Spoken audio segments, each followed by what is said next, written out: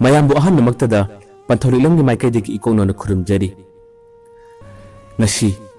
kanaguma paisa paiba miyoisingna makhoi hingliba punsi mahinga do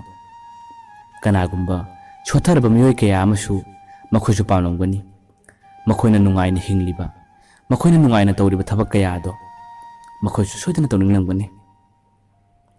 phana kana honarabasu laibakta tamlamdaba haibasisu tamlamdabane piklingaidagi marup mapang oina pulakhiba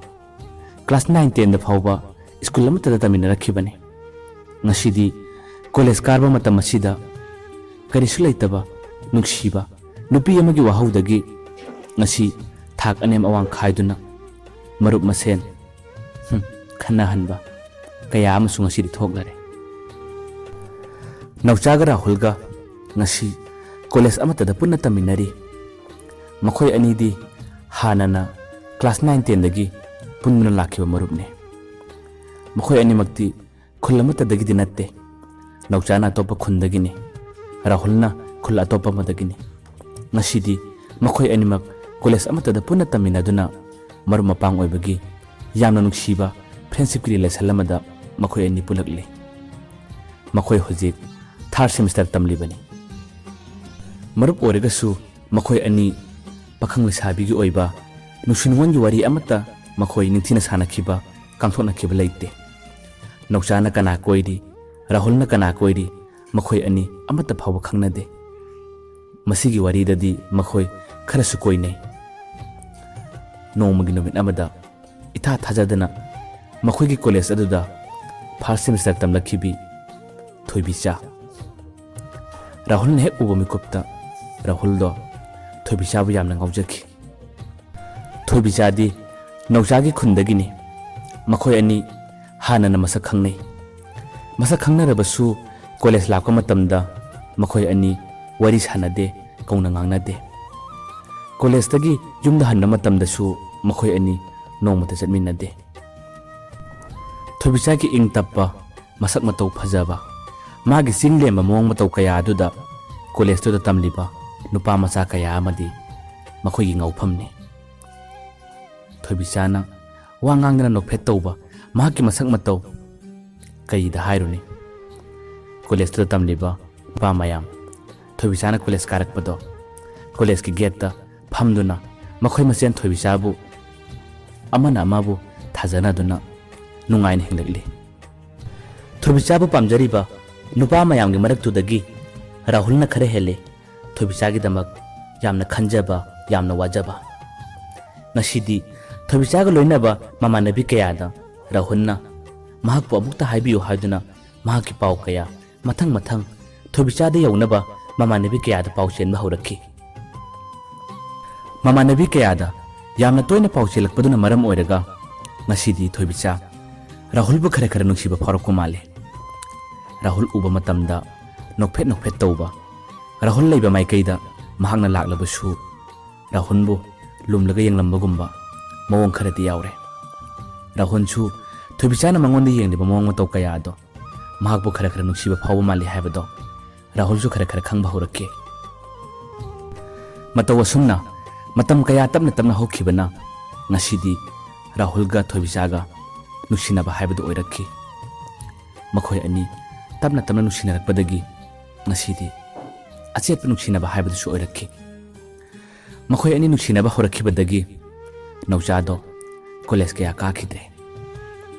nong phado college karam laga numit 10 gumba laktaba gumba parikha mayada lakpa gumba masinatna hana sang naina college karam nauchado masidi college karakhidre nong madi nauchana college karakpa numit aduda mahaka bench amatada punna phaminaba mamanaba aduna nauchada wa hanglakki karigino nangna handa college sang naidriba nahak parikha su kuidrabane yumna thabak yamna chinbra karigino college sang naina karaktriba sang naina karo o sana su yamna saugani sana su ngangani nahakpu yumna thabak chinba yamna leibra haiduna mamanabaduna nauchada hangki nauchado wa kaya khumde tumin non tharaga adumak lei mamanabaduna yamna toina hanglakpadagi nauchana mamanabaduda asumna haike marup nangonda ai wari ma lige nang kanada su takthokanu ko ngasi gi wari ase nang bo ina yamna chena thajabagi damak nangonda ina wari ase libani nang kanada su tamthokanu hairaduna nauchana mamanabaduda wari ma lirakhi nauchana asumna hairakhi hojik akhoi college sida first semester tamlibi thobicha du khangbra ma akhoi khundagine ma ga iga khangnarakpa chahi anirom sure wahi adu tabada mamanabudo pungak ngakhi mamanabar hanglakhi e nanga thobicha ga di kamdawna nauchana mu makha tarakhi matamdo lawjaina ba matamne lawjaibagi machina duda thabak suba ichu chatlamme nongma makhoi gi lawjaiba numittane thobicha ga i khangnakhiba ma ai yamna chamna yamna nuksina suloinakhi ma ga aiga nongma ta phabu saunakhi de ma gi awara pa leiba matamda su mana ingonda dum hangi aduga karigumba aigi awara pa leiba da su mangonda hangi mana first semester mafam sida ahan karak matamado mana ingonda hai college sida nanga iga khangnai nanga iga mari lene habase kanada su khanganganu nang ai college tadi wali sanaro si haiduna mana ingona tattana hai mana haiba khudimak loina aina yakhi ngasidi mana haiba yarubagi mahaini ngasi aina phanglibase hairaduna nauchado higna kablakhi mahaki nungaitaba mahaki awaba matawaduda mamanabuduna nauchabu themjille mamanabuduna mo hairakhi nangara hulga tinai loinai haibadi thobichana di khangbra haiduna amo hanglakhi nauchana haiki khangbani maga iga class 9 10 dagi pula i haibasu thobichana khangbani mamanabuduna amo hairakhi karigino nangna dum nupa thoktriba nanga thobichaga khangnai haiduna nang rahul haidokpadi kedawi nang yamna pangdubu nupane nangina tawsi ai yamna pende haiduna mamanabuduna shawraga nauchara sairakhi nauchana haiki thobichado rahul ga iga tinai khangbani na rahulna phana mangonda hairabasu yaroidra khallubane khangdre mahang hanag rahul da yakhibase ai tasingna ma ikai rahul ga iga yengnaradi rahul gi paisa paiba macha masuni madugi khallaga mahana yakhiba oiramasu yai ma ingonda leirabadi ningma thungloi nungai roi khanduna mahak rahul ga koina khiba oiramgani masida ai kaisum nungai taba tawte da maru hairaduna nauchado tumin lukthakhi mamanabuduna shauna mo hairakhi madu hekte yaroi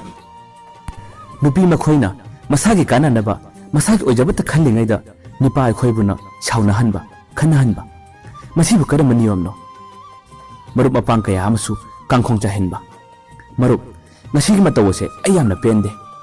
karigumba aina nang oiramlaba thobichado khanggadabani madi mi natte chadagi shana tamthiba yamna sathiba jiba makhallamani makhoigi mitta chana lupa pasatama uraga nipabu nuksibagum tawe haiduna mamanabado kanna shauna launa ngalakhi nauchana mamanabu themjille phare tolasi marup punama aigi laibakine matik charudaba paisa pairudaba aigi iranne asida aina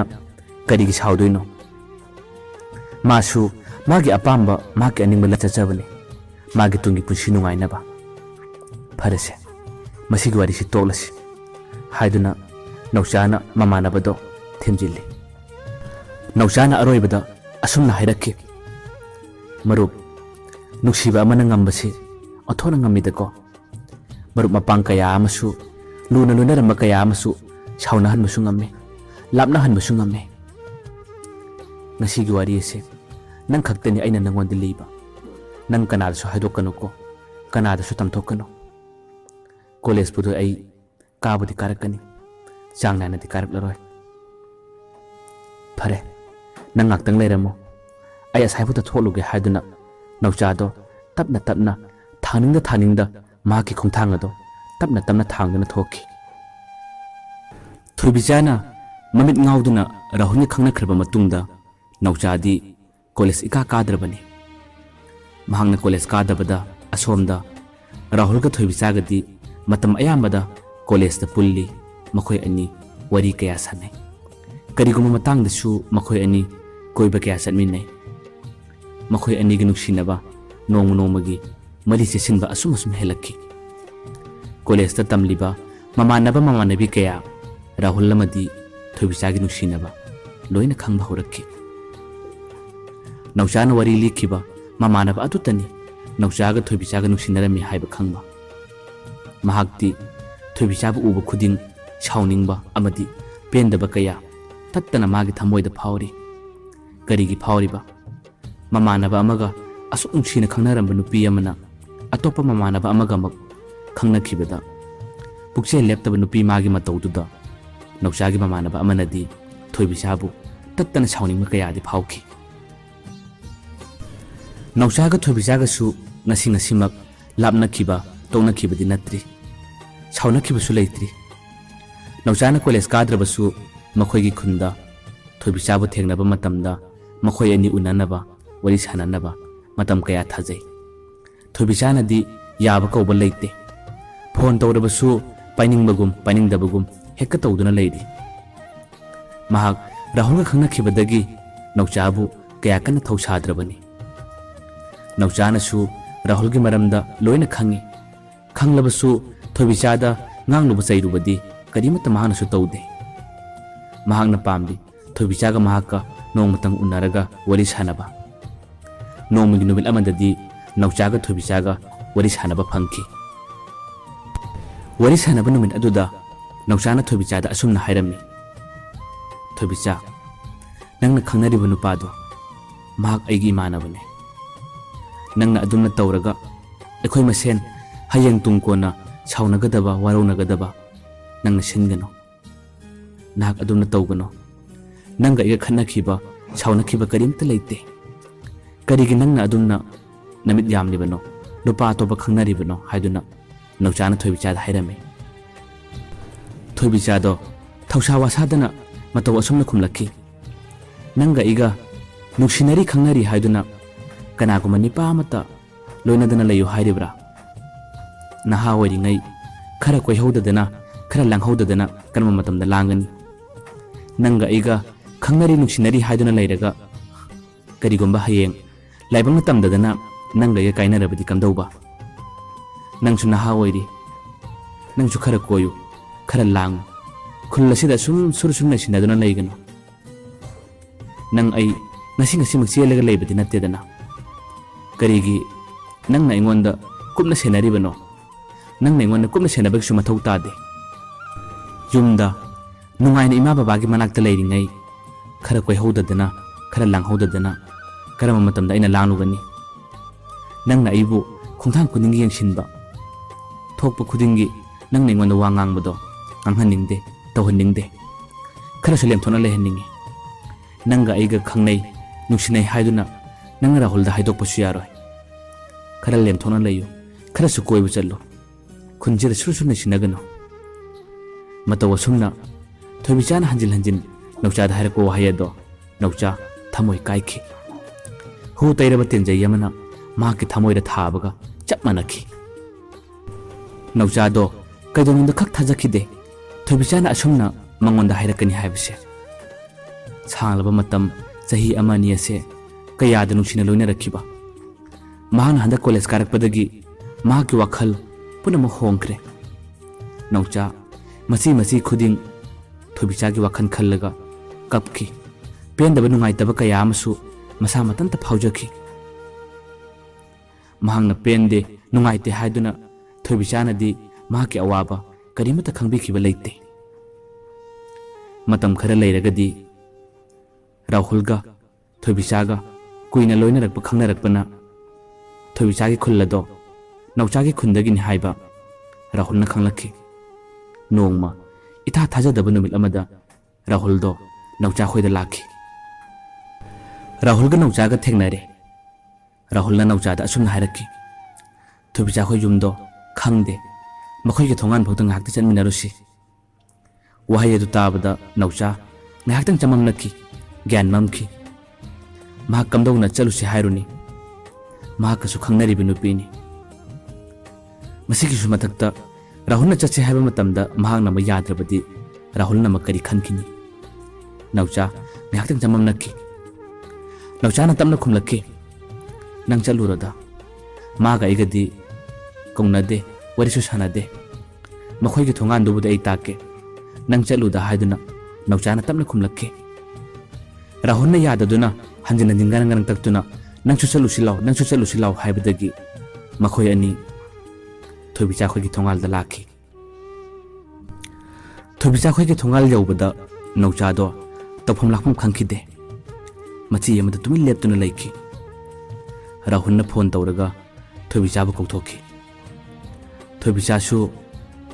naucha yorongani haiba khangde mahakchu para thorakhi naucha ga Rahul ga punna lepminadun leirama matawado Thobicha pungak ngakhi Rahul di naucha ga Thobicha ga mari leinai haiba karimta khangdabanina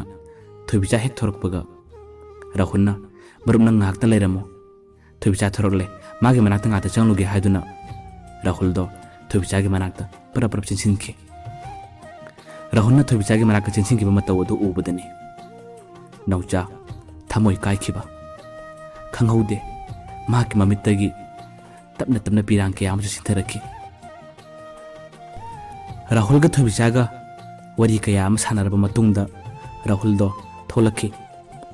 Rahul nga naucha ga su yumda mung lakle naucha bu makhoi yumda thalamlaga Rahul do wakhan nungaina mayumda hankre naucha do numitugi numidang ama wakhal kaya ama khanki khonjen thona kappusu ngamde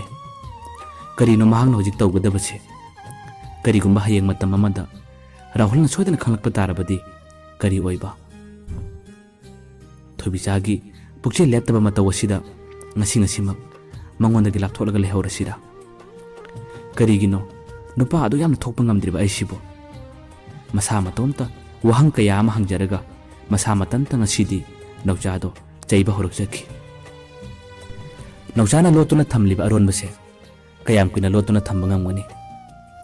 nongmudi soidana khanglakpa tabani nongmadi college lakpa matam amada naucha gi mamanabaduna Rahul da asomna haiki Rahul nangna Thobicha unaba chatpada naucha ka uraga chatpado chatkano naucha bu nangna he hauraga Thobicha unaba chatpado matungdi tawhaningde matungdadi nangna ma unaninglasu natomta chatluko haiduna mamanabaduna Rahul da hairaki mahaki maro leiba wahiyado Rahul jingnaba khara phauki mana hanglaki kari tawrage naucha ka uraga aina Thobicha unaba chatpase kari akaiba leibage nangi wahaise ngasi ai jingnaba khara phawe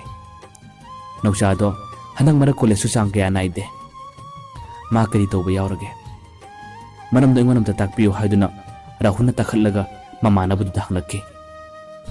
mamanabadu su phanakanna takthoklaroi lolagi khana lolurabane adubu Thobicha gi mamit ngauba marup masenda mahangna tawriba mawang matawase pendaba henkiduna mahangna Rahul da wari asengmuda lona takthokki mahangna haiki Rahul naucha ga Thobicha ga khangnaba mari leinarakpa chahi anirom surabane wahi adu tabada Rahul do mahaki kokthakta yamna kallaba braja ama tabu chamanaki mahangna hanglaki naucha ga Thobicha ga dikandawna mamanabaduna naucha amadi Thobicha gi leinarakpa mari khudimak wari puna likhi wari singado tarba matungda Rahul do yamna penkhide mahak class aduda matumta hingna kapki mahaki matawado mamanabaduna di themjillabasu mahak hojik naucha amadi Thobicha bu warauba sauningma kaya phaurakhi Rahul do mikup aduda thodok kaya mathang nishinglakhi maga naucha ga Thobicha unaba chalubagi thodok kaya adu nishinglakhi mahak yamna penkhide naucha bu su yamna sauningki mahak masa matomta choron kya lolaga hairakki marup ai yamna phattaba marup amadi natte ꯅꯧꯆꯥꯅ ꯑꯩꯉꯣꯟꯗ ꯊꯧꯗꯣꯛꯁꯤꯡꯁꯤꯒꯤ ꯋꯥꯔꯤ ꯄꯨꯟꯅ ꯂꯤꯔꯝꯂꯕꯗꯤ ꯉꯁꯤ ꯑꯩꯅ ꯐꯪꯂꯤꯕ, ꯉꯁꯤ ꯑꯩꯅ ꯆꯣꯞꯂꯤꯕꯁꯦ ꯆꯣꯞꯂꯝꯗꯕꯁꯨ ꯌꯥꯏ꯫ ꯃꯔꯨꯞ ꯑꯃ ꯑꯣꯏꯔꯒ ꯀꯔꯤꯒꯤ ꯃꯥꯅ ꯑꯩꯉꯣꯟꯗ ꯑꯁꯦꯡꯕ ꯍꯥꯏꯗꯣꯛꯇ꯭ꯔꯤꯕꯅꯣ? ꯑꯩ ꯉꯁꯤ ꯌꯥꯝꯅ ꯏꯀꯥꯏ꯫ ꯊꯣꯏꯕꯤꯆꯥꯕꯨꯁꯨ ꯌꯥꯝꯅ ꯄꯦꯟꯗꯦ꯫ ꯅꯧꯆꯥꯒ ꯑꯩꯒ ꯃꯔꯨꯞ ꯑꯃꯅꯤ ꯈꯪꯅ ꯈꯪꯅ ꯃꯍꯥꯛꯅ ꯀꯔꯤꯒꯤ ꯑꯁꯨꯝꯅ ꯇꯧꯔꯤꯕꯅꯣ? ꯉꯁꯤ ꯑꯩꯒꯤ ꯃꯤꯠꯂꯨꯗꯒꯤ ꯇꯥꯔꯤꯕ ꯄꯤꯔꯥꯡ, ꯉꯁꯤ ꯑꯩꯅ ꯐꯪꯂꯤꯕ ꯏꯀꯥꯏꯕ, ꯅꯧꯆꯥꯅ ꯑꯩꯉꯣꯟꯗ ꯈꯜꯂꯝꯒꯗꯕ ꯑꯩ ꯇꯁꯦꯡꯅ ꯏꯀꯥꯏ꯫ ꯃꯁꯤ ꯄꯨꯝꯅꯃꯛ ꯂꯦꯝꯅ ꯑꯃꯠꯇ ꯃꯥꯡꯂꯣꯏ, ꯃꯈꯣꯏꯒꯤ ꯃꯊꯛꯇ ꯑꯩ ꯂꯃꯟ ꯈꯨꯝꯒꯅꯤ ꯍꯥꯏꯔꯝꯂꯒ ꯔꯥꯍꯨꯜꯗꯣ ꯀꯞꯂꯒ ꯀ꯭ꯂꯥꯁ ꯑꯗꯨꯗꯒꯤ ꯃꯌꯨꯝ ꯇꯝꯅ ꯆꯠꯈꯤ꯫ ꯃꯃꯥꯟꯅꯕꯗꯨꯁꯨ ꯋꯥ ꯑꯃꯠꯇ ꯍꯥꯏꯍꯧꯗꯦ꯫ ꯔꯥꯍꯨꯜꯒꯤ ꯃꯇꯧ ꯑꯗꯣ ꯌꯦꯡꯗꯨꯅ ꯑꯗꯨꯝ ꯂꯩꯍꯧꯈꯤ꯫ ꯉꯁꯤꯗꯤ ꯔꯥꯍꯨꯜ ꯅꯧꯆꯥ ꯑꯃꯗꯤ ꯊꯣꯏꯕꯤꯆꯥꯒꯤ ꯃꯔꯤ ꯈꯪꯈꯤꯕꯗꯒꯤ ꯃꯍꯥꯛ ꯀꯣꯂꯦꯖꯁꯨ ꯀꯥꯈꯤꯗ꯭ꯔꯦ꯫ ꯃꯆꯤ ꯈꯨꯗꯤꯡꯗ ꯃꯍꯥꯛ ꯎꯪꯗꯨꯅ ꯀꯞꯈꯤ꯫ ꯃꯃꯥꯟꯅꯕꯒꯤ ꯃꯥꯡꯗ ꯏꯀꯥꯏꯕ, ꯆꯣꯞꯄ ꯀꯌꯥ ꯐꯪꯕꯗꯨꯅ ꯃꯔꯝ ꯑꯣꯏꯔꯒ ꯃꯍꯥꯛ ꯌꯨꯝꯗꯒꯤꯁꯨ ꯊꯣꯛꯈꯤꯗ꯭ꯔꯦ꯫ ꯃꯁꯥꯒꯤ ꯅꯨꯡꯉꯥꯏꯇꯕ ꯑꯋꯥꯕ ꯀꯌꯥ ꯑꯗꯣ ꯈꯥꯡꯖꯤꯟꯕ ꯉꯝꯗꯕꯗꯒꯤ ꯃꯍꯥꯛ ꯌꯨ ꯐꯥꯎꯕ ꯊꯛꯇꯨꯅ ꯃꯁꯥꯒꯤ ꯑꯋꯥꯕ ꯅꯨꯡꯉꯥꯏꯇꯕꯁꯤꯡ ꯑꯗꯨꯕꯨ ꯉꯥꯛꯊꯣꯛꯅꯕ ꯍꯣꯠꯅꯔꯛꯈꯤ꯫ ꯊꯣꯏꯕꯤꯆꯥꯅ ꯃꯉꯣꯟꯗ ꯐꯣꯟ ꯀꯌꯥꯔꯛ ꯇꯧꯏ꯫ ꯔꯥꯍꯨꯜ ꯀꯩꯗꯧꯅꯨꯡꯗ ꯊꯣꯏꯕꯤꯆꯥꯅ ꯐꯣꯟ ꯇꯧꯔꯛꯂꯕꯁꯨ ꯃꯍꯥꯛ ꯄꯥꯏꯈꯤꯗ꯭ꯔꯦ꯫ ꯅꯤꯡꯉꯝꯗꯕ, ꯄꯦꯟꯗꯕ, ꯏꯀꯥꯏꯕ ꯀꯌꯥ ꯑꯗꯨꯅ ꯃꯍꯥꯛ ꯉꯁꯤꯗꯤ ꯌꯨ ꯊꯛꯇꯨꯅ ꯉꯥꯎꯁꯤꯟꯅꯕ ꯍꯥꯏꯕꯗꯨꯁꯨ ꯑꯣꯏꯔꯛꯈꯤ꯫ ꯊꯣꯏꯕꯤꯆꯥꯗꯤ ꯃꯥꯒ ꯅꯧꯆꯥꯒ ꯂꯩꯅꯔꯤꯕ ꯃꯔꯤ ꯑꯁꯦ ꯔꯥꯍꯨꯜꯅ ꯈꯪꯈ꯭ꯔꯦ ꯍꯥꯏꯕ ꯃꯍꯥꯛ ꯍꯧꯖꯤꯛ ꯐꯥꯎꯕ ꯈꯪꯗ꯭ꯔꯤ꯫ ꯅꯣꯡꯃ ꯔꯥꯍꯨꯜꯅ ꯀꯣꯂꯦꯖ ꯀꯥꯔꯛꯄ ꯅꯨꯃꯤꯠ ꯑꯃꯗ ꯊꯣꯏꯕꯤꯆꯥꯅ ꯔꯥꯍꯨꯜꯕꯨ ꯋꯥꯔꯤ ꯑꯃꯇ ꯁꯥꯟꯅꯁꯤ ꯍꯥꯏꯗꯨꯅ ꯂꯝꯍꯥꯡ ꯑꯃꯗ ꯀꯧꯔꯒ ꯃꯈꯣꯏ ꯑꯅꯤ ꯋꯥꯔꯤ ꯁꯥꯟꯅꯈꯤ꯫ ꯅꯨꯃꯤꯠ ꯑꯗꯣ ꯔꯥꯍꯨꯜꯗꯤ ꯊꯣꯏꯕꯤꯆꯥꯗ ꯋꯥ ꯑꯃꯠꯇ ꯉꯥꯡꯗꯦ꯫ ꯃꯃꯤꯠꯇꯒꯤ ꯄꯤꯔꯥꯡ ꯀꯌꯥꯗꯤ ꯂꯦꯞꯄ ꯂꯩꯇꯅ ꯁꯤꯟꯊꯩ꯫ ꯊꯣꯏꯕꯤꯆꯥꯅ ꯍꯪꯉꯤ, "ꯗꯥ, ꯅꯪ ꯑꯩꯉꯣꯟꯗ ꯀꯔꯤ ꯄꯦꯟꯗꯕ ꯂꯩꯕꯒꯦ? ꯀꯔꯤ ꯁꯥꯎꯅꯤꯡꯕ ꯂꯩꯕꯒꯦ? ꯅꯪꯉꯣꯟꯗ ꯑꯩꯅ ꯐꯣꯟ ꯇꯧꯕꯁꯨ ꯅꯪꯗꯤ ꯐꯣꯟꯁꯨ ꯄꯥꯏꯔꯛꯇꯦ꯫ ꯅꯪꯉꯣꯟꯗ ꯀꯅꯥꯅ ꯀꯔꯤ ꯍꯥꯏꯕꯅꯣ? ꯅꯪ ꯑꯩꯉꯣꯟꯗ ꯀꯔꯤꯒꯤ ꯁꯥꯎꯔꯤꯕꯅꯣ? ꯀꯔꯤ ꯃꯔꯝꯒꯤꯅꯣ? ꯃꯔꯝꯗꯣ ꯑꯃꯨꯛꯇ ꯇꯥꯛꯄꯤꯌꯨ" ꯍꯥꯏꯗꯨꯅ ꯊꯣꯏꯕꯤꯆꯥꯅ ꯔꯥꯍꯨꯜꯅ ꯇꯠꯇꯅ ꯍꯪꯉꯤ꯫ ꯔꯥꯍꯨꯜꯗꯣ ꯃꯍꯥꯛ ꯑꯍꯥꯟꯕꯗꯗꯤ ꯀꯔꯤꯃꯠꯇ ꯈꯨꯝꯗꯦ꯫ ꯇꯨꯡ ꯀꯣꯟꯅꯗꯤ ꯁꯥꯎꯅꯤꯡꯕ ꯑꯃꯗꯤ ꯄꯦꯟꯗꯕ ꯀꯌꯥ ꯑꯗꯨꯅ ꯊꯣꯏꯕꯤꯆꯥꯗ ꯃꯍꯥꯛꯅ ꯉꯥꯡꯂꯛꯈꯤ꯫ ꯔꯥꯍꯨꯜꯅ ꯑꯁꯨꯝꯅ ꯍꯥꯏꯔꯛꯈꯤ, "ꯀꯔꯤꯒꯤꯅꯣ ꯅꯪꯅ ꯑꯩꯉꯣꯟꯗ ꯅꯝꯊꯥꯛ ꯇꯧꯔꯤꯕ? ꯅꯪꯒ ꯅꯧꯆꯥꯒ ꯃꯔꯤ ꯂꯩꯅꯩ ꯍꯥꯏꯕ ꯅꯪ ꯀꯔꯤꯒꯤ ꯑꯩꯉꯣꯟꯗ ꯈꯪꯍꯟꯗ꯭ꯔꯤꯕꯅꯣ? ꯃꯔꯨꯞ ꯃꯄꯥꯡ ꯁꯥꯎꯅꯍꯜꯂꯒ, ꯃꯔꯨꯞ ꯃꯄꯥꯡ ꯌꯦꯡꯊꯤꯅꯍꯜꯂꯒ ꯅꯪꯉꯣꯟꯗ ꯀꯔꯤ ꯀꯥꯟꯅꯕ ꯐꯪꯕꯒꯦ? ꯅꯪꯉꯣꯟꯗ ꯀꯔꯤ ꯄꯦꯟꯕ ꯂꯩꯕꯒꯦ? ꯅꯪꯒꯤ ꯅꯇꯧ ꯑꯁꯦ ꯇꯁꯦꯡꯅꯃꯛ ꯑꯩ ꯄꯦꯟꯗꯦ꯫ ꯅꯪ ꯌꯥꯝꯅ ꯐꯠꯇꯕ ꯅꯨꯄꯤꯅꯤ" ꯍꯥꯏꯗꯨꯅ ꯔꯥꯍꯨꯜꯗꯣ ꯀꯞꯂꯒ ꯊꯣꯏꯕꯤꯆꯥꯗ ꯉꯥꯡꯂꯛꯈꯤ꯫ ꯊꯣꯏꯕꯤꯆꯥꯗꯣ ꯈꯪꯂꯦ ꯔꯥꯍꯨꯜꯅ ꯅꯧꯆꯥ ꯑꯃꯗꯤ ꯃꯈꯣꯏ ꯑꯅꯤꯒꯤ ꯃꯔꯝꯗ ꯈꯪꯈ꯭ꯔꯦ ꯍꯥꯏꯕꯁꯦ꯫ ꯃꯍꯥꯛ ꯍꯧꯖꯤꯛ ꯀꯔꯤ ꯇꯧꯒꯅꯤ? ꯈꯨꯗꯛꯇ ꯊꯣꯏꯕꯤꯆꯥ ꯁꯛꯂꯣꯟ ꯑꯃ ꯂꯧꯔꯛꯈꯤ꯫ ꯊꯣꯏꯕꯤꯆꯥꯅ ꯑꯁꯨꯝꯅ ꯍꯥꯏꯔꯛꯈꯤ, "ꯅꯧꯆꯥꯒ ꯑꯩꯒ ꯃꯔꯤ ꯂꯩꯅꯩ ꯈꯪꯅꯩ ꯍꯥꯏꯕꯗꯤ ꯀꯅꯥꯅ ꯍꯥꯏꯔꯤꯕ? ꯀꯅꯥꯅ ꯇꯝꯂꯛꯀꯦ?" ꯔꯥꯍꯨꯜꯅ ꯈꯨꯝꯂꯛꯈꯤ, "ꯌꯥꯔꯦ, ꯅꯪꯒꯤ ꯑꯗꯨꯒꯨꯝꯕ ꯇꯥꯠꯇꯨ ꯇꯧꯔꯛꯂꯒꯅꯨ꯫ ꯅꯈꯣꯏꯒꯤ ꯇꯥꯠꯇ ꯊꯥꯖꯒꯗꯕ ꯅꯨꯄꯥꯗꯣ ꯑꯩꯗꯤ ꯅꯠꯇꯦ." ꯊꯣꯏꯕꯤꯆꯥꯅ ꯑꯃꯨꯛ ꯈꯨꯝꯂꯛꯏ, "ꯐꯔꯦ, ꯅꯪꯅ ꯌꯥꯝꯅ ꯊꯥꯖꯗ꯭ꯔꯕꯗꯤ ꯅꯧꯆꯥꯗ ꯍꯧꯖꯤꯛ ꯑꯩ ꯐꯣꯟ ꯇꯧꯒꯦ꯫ ꯃꯈꯣꯏꯅ ꯑꯩꯉꯣꯟꯗ ꯑꯗꯨꯃꯥꯏꯅ ꯁꯥꯟꯅꯕ ꯌꯥꯕ꯭ꯔꯣ? ꯃꯈꯣꯏꯅ ꯄꯪꯍꯥꯏꯗ ꯍꯥꯏꯔꯒ ꯌꯥꯕ ꯅꯨꯄꯤꯔ ꯑꯩꯁꯦ?" ꯍꯥꯏꯗꯨꯅ ꯊꯣꯏꯕꯤꯆꯥꯗꯣ ꯈꯔ ꯁꯥꯎꯔꯞ ꯇꯧꯔꯒ ꯃꯥ ꯍꯧꯒꯠꯂꯛꯏ꯫ "ꯍꯧꯖꯤꯛ ꯅꯧꯆꯥꯒ ꯅꯈꯣꯏꯒ ꯄꯨꯟꯅ ꯋꯥꯐꯥꯡꯅꯕ ꯇꯥꯕꯅꯤ꯫ ꯅꯧꯆꯥꯗꯩ ꯐꯣꯟ ꯇꯧꯒꯅꯤ, ꯅꯧꯆꯥꯁꯨ ꯅꯪꯒꯤ ꯅꯅꯥꯛꯇ ꯀꯧꯒꯅꯤ, ꯋꯥꯔꯤ ꯀꯌꯥ ꯁꯥꯟꯅꯅꯤ" ꯍꯥꯏꯗꯨꯅ ꯊꯣꯏꯕꯤꯆꯥꯅ ꯈꯔ ꯁꯥꯎꯅ ꯉꯥꯡꯂꯛꯄꯗꯒꯤ ꯔꯥꯍꯨꯜꯗꯣ ꯈꯔ ꯇꯞꯊꯔꯛꯏ꯫ ꯔꯥꯍꯨꯜꯅ ꯑꯃ ꯍꯪꯉꯤ, "ꯅꯪ ꯑꯁꯦꯡꯕ ꯅꯧꯆꯥꯒ ꯅꯪꯒ ꯃꯔꯤ ꯂꯩꯅꯗꯕ꯭ꯔꯥ?" ꯍꯥꯏꯗꯨꯅ ꯇꯞꯅ ꯍꯪꯂꯛꯏ꯫ ꯊꯣꯏꯕꯤꯆꯥꯅ ꯍꯥꯏ, "ꯃꯥꯒ ꯑꯩꯒ ꯃꯔꯤ ꯂꯩꯅꯗꯦ꯫ ꯃꯥ ꯑꯩ ꯈꯨꯟ ꯃꯁꯦꯟꯅꯤ꯫ ꯋꯥꯔꯤ ꯁꯥꯟꯅꯕ, ꯀꯧꯅ ꯉꯥꯡꯅꯕꯗꯤ ꯇꯧꯏ꯫ ꯇꯁꯦꯡꯅ ꯍꯥꯏꯌꯨ, ꯃꯥꯒ ꯑꯩꯒ ꯃꯔꯤ ꯂꯩꯅꯩ ꯍꯥꯏꯗꯨꯅ ꯅꯧꯆꯥꯅ ꯅꯪꯉꯣꯟꯗ ꯇꯝꯂꯛꯄ꯭ꯔꯥ?"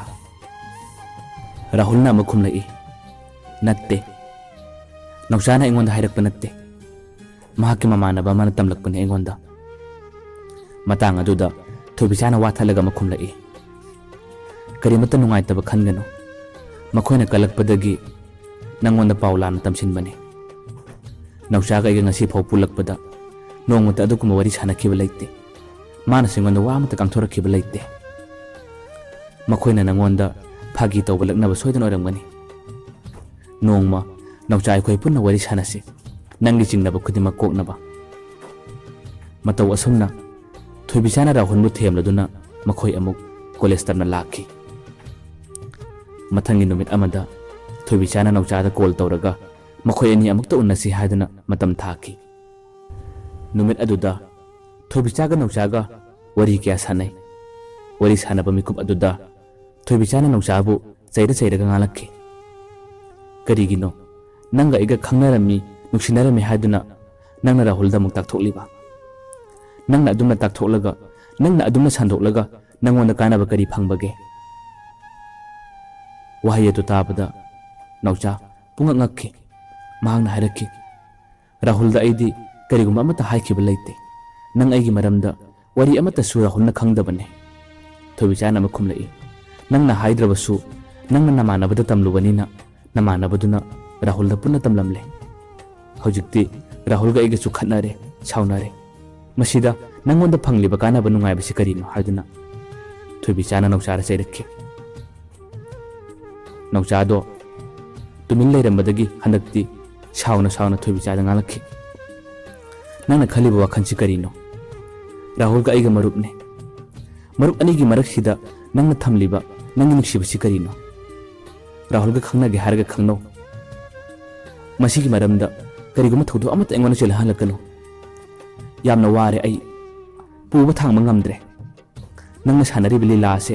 ꯀꯔꯤꯅꯣ ꯑꯩ ꯇꯁꯦꯡꯅ ꯈꯪꯗ꯭ꯔꯦ ꯅꯨꯄꯤ ꯈꯨꯗꯤꯡꯃꯛ ꯑꯁꯨꯃꯥꯏꯅ ꯂꯣꯏꯅ ꯇꯧꯕ꯭ꯔꯥ ꯍꯥꯏꯗꯨꯅ ꯅꯥꯎꯆꯥꯗꯣ ꯁꯥꯎꯅ ꯊꯣꯏꯕꯤꯆꯥꯗ ꯉꯥꯡꯂꯛꯈꯤ ꯅꯥꯎꯆꯥ ꯁꯥꯎꯔꯦ ꯈꯪꯕꯗꯒꯤ ꯊꯣꯏꯕꯤꯆꯥꯗꯣ ꯈꯔ ꯇꯞꯅ ꯑꯃꯨꯛ ꯅꯥꯎꯆꯥꯗ ꯍꯥꯏꯔꯛꯈꯤ ꯅꯥꯎꯆꯥ ꯔꯥꯍꯨꯜꯗꯣ ꯋꯥꯈꯜ ꯂꯩꯅꯥ ꯅꯥꯕꯅꯤ ꯃꯍꯥꯛ ꯍꯧꯖꯤꯛ ꯋꯥꯈꯜ ꯅꯨꯡꯉꯥꯏꯇ꯭ꯔꯕꯗꯤ ꯃꯍꯥꯛ ꯁꯣꯏꯗꯅ ꯐꯠꯇ ꯊꯣꯛꯄ ꯌꯥꯏ ꯄ꯭ꯂꯤꯖ ꯅꯪꯅ ꯋꯥꯔꯤ ꯑꯃꯠꯇ ꯔꯥꯍꯨꯜꯗ ꯁꯦꯡꯗꯣꯛꯄꯤꯌꯨ ꯅꯠꯇ꯭ꯔꯕꯗꯤ ꯔꯥꯍꯨꯜꯗꯣ ꯐꯠꯇ ꯊꯣꯛꯄ ꯇꯥꯔꯦ ꯅꯣꯡꯃ ꯑꯩꯈꯣꯏ ꯑꯃꯨꯛꯇ ꯄꯨꯟꯁꯤ ꯅꯪꯒ ꯑꯩꯒ ꯃꯔꯤ ꯂꯩꯅꯗꯦ ꯈꯪꯅꯗꯦ ꯍꯥꯏꯗꯨꯅ ꯅꯪ ꯔꯥꯍꯨꯜꯗ ꯑꯃꯨꯛꯇ ꯍꯥꯏꯕꯤꯌꯨ ꯄ꯭ꯂꯤꯖ ꯍꯥꯏꯗꯨꯅ ꯊꯣꯏꯕꯤꯆꯥꯅ ꯅꯥꯎꯆꯥꯒꯤ ꯃꯈꯣꯡ ꯄꯥꯏꯗꯨꯅ ꯈꯨꯔꯨꯝꯂꯛꯈꯤ ꯅꯥꯎꯆꯥꯗꯣ ꯀꯔꯤ ꯍꯥꯏꯔꯨꯅꯤ ꯃꯍꯥꯛꯅ ꯅꯨꯡꯁꯤꯖꯕꯤ ꯅꯨꯄꯤ ꯑꯃꯅ ꯃꯉꯣꯟꯗ ꯃꯈꯣꯡ ꯄꯥꯏꯗꯨꯅ ꯈꯨꯔꯨꯝꯂꯛꯄ ꯃꯤꯀꯨꯞ ꯑꯗꯣ ꯅꯥꯎꯆꯥ ꯈꯥꯡꯕ ꯉꯝꯈꯤꯗꯦ ꯃꯃꯤꯠꯇꯒꯤ ꯃꯄꯤ ꯂꯦꯞꯄ ꯂꯩꯇꯅ ꯁꯤꯟꯊꯔꯛꯈꯤ ꯅꯥꯎꯆꯥꯅ ꯊꯣꯏꯕꯤꯆꯥꯕꯨ ꯆꯤꯡꯈꯠꯂꯒ ꯑꯁꯨꯝꯅ ꯍꯥꯏꯔꯛꯈꯤ ꯐꯔꯦ ꯄꯨꯝꯅꯃꯛ ꯑꯩꯅ ꯐꯅꯕ ꯁꯤꯜꯂꯅꯤ ꯔꯥꯍꯨꯜꯗꯁꯨ ꯑꯩꯅ ꯋꯥꯔꯤ ꯈꯨꯗꯤꯡꯃꯛ ꯁꯦꯡꯗꯣꯛꯂꯒꯦ ꯅꯪꯒ ꯑꯩꯒ ꯀꯔꯤꯒꯨꯝꯕ ꯃꯔꯤ ꯑꯃꯠꯇ ꯂꯩꯅꯗꯦ ꯍꯥꯏꯅ ꯅꯈꯣꯏ ꯑꯅꯤ ꯉꯁꯤꯗꯒꯤ ꯅꯨꯡꯉꯥꯏꯅ ꯅꯨꯡꯁꯤꯅꯗꯨꯅ ꯄꯨꯟꯁꯤ ꯂꯩꯄꯨꯟ ꯅꯨꯡꯉꯥꯏꯅ ꯄꯥꯟꯃꯤꯟꯅꯧ ꯍꯥꯏꯗꯨꯅ ꯅꯥꯎꯆꯥꯗꯣ ꯀꯞꯂꯒ ꯊꯣꯏꯕꯤꯆꯥꯗ ꯍꯥꯏꯔꯛꯈꯤ ꯊꯣꯏꯕꯤꯆꯥꯅ ꯑꯃꯨꯛ ꯍꯥꯏꯔꯛꯈꯤ ꯅꯥꯎꯆꯥ ꯅꯪ ꯑꯗꯨꯝꯅ ꯍꯥꯏꯒꯅꯨ ꯅꯪꯒ ꯑꯩꯒ ꯀꯩꯗꯧꯅꯨꯡꯗ ꯀꯥꯏꯅꯔꯣꯏ ꯅꯪꯒ ꯑꯩꯒ ꯀꯩꯗꯧꯅꯨꯡꯗ ꯂꯥꯞꯅꯔꯣꯏ ꯅꯍꯥ ꯑꯃ ꯑꯣꯏꯕꯒꯤ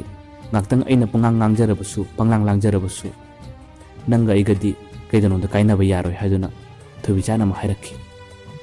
ꯊꯣꯏꯕꯤꯆꯥꯒꯤ ꯑꯁꯤꯒꯨꯝꯕ ꯃꯥꯕꯨ ꯑꯃꯨꯛ ꯅꯨꯡꯁꯤꯕ ꯃꯥꯟꯕ ꯃꯇꯧ ꯑꯁꯤꯗꯅꯤ ꯅꯥꯎꯆꯥꯅ ꯍꯥꯏꯐꯝ ꯈꯪꯗ꯭ꯔꯤꯕ ꯈꯨꯝꯐꯝ ꯈꯪꯗ꯭ꯔꯤꯕ ꯅꯥꯎꯆꯥꯗꯣ ꯋꯥ ꯑꯃꯠꯇ ꯍꯥꯏꯔꯝꯗꯦ ꯐꯔꯦ ꯅꯪ ꯂꯩꯍꯧꯔꯣ ꯑꯩ ꯆꯠꯂꯒꯦ ꯍꯥꯏꯗꯨꯅ ꯅꯥꯎꯆꯥꯗꯣ ꯀꯞꯂꯒ ꯆꯠꯈꯤ ꯃꯊꯪꯒꯤ ꯅꯨꯃꯤꯠ ꯑꯃꯗ ꯅꯥꯎꯆꯥꯅ ꯃꯍꯥꯛꯀꯤ ꯃꯃꯥꯟꯅꯕꯗꯨꯗ ꯐꯣꯟ ꯇꯧꯔꯒ ꯔꯥꯍꯨꯜꯗ ꯃꯍꯥꯛꯅ ꯉꯥꯡꯂꯨꯕ ꯋꯥꯍꯩꯁꯤꯡ ꯑꯗꯣ ꯁꯦꯡꯗꯣꯛꯈꯣ ꯍꯥꯏꯗꯨꯅ ꯍꯥꯏꯖꯔꯛꯈꯤ ꯃꯃꯥꯟꯅꯕꯗꯣ ꯁꯦꯡꯗꯣꯛꯅꯤꯡꯗ ꯔꯥꯍꯨꯜꯗ ꯃꯍꯥꯛꯅ ꯉꯥꯡꯂꯨꯕꯁꯤꯡ ꯑꯗꯣ ꯐꯥꯒꯤ ꯇꯧꯕꯅꯤ ꯑꯩꯈꯣꯏꯅ ꯅꯪꯕꯨ ꯂꯛꯅꯕꯅꯤ ꯍꯥꯏꯗꯨꯅ ꯁꯦꯡꯗꯣꯛꯍꯟꯈꯤ ꯅꯨꯃꯤꯠꯁꯤꯒꯤ ꯃꯇꯨꯡꯗꯒꯤꯗꯤ ꯅꯥꯎꯆꯥꯒ ꯊꯣꯏꯕꯤꯆꯥꯒꯁꯨ ꯋꯥꯔꯤ ꯀꯌꯥ ꯁꯥꯟꯅꯈꯤꯗ꯭ꯔꯦ ꯅꯥꯎꯆꯥꯒ ꯊꯣꯏꯕꯤꯆꯥꯒꯁꯨ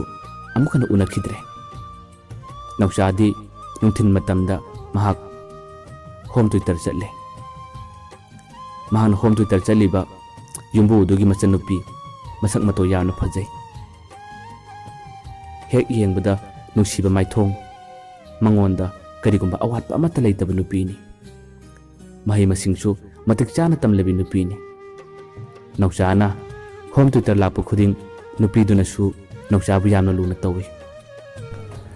ꯅꯥꯎꯆꯥꯒꯤ ꯏꯆꯝ ꯆꯝꯕ ꯃꯉꯣꯟꯗ ꯋꯥ ꯀꯌꯥ ꯀꯟꯅ ꯉꯥꯡꯖꯗꯕ ꯃꯇꯧ ꯑꯗꯣ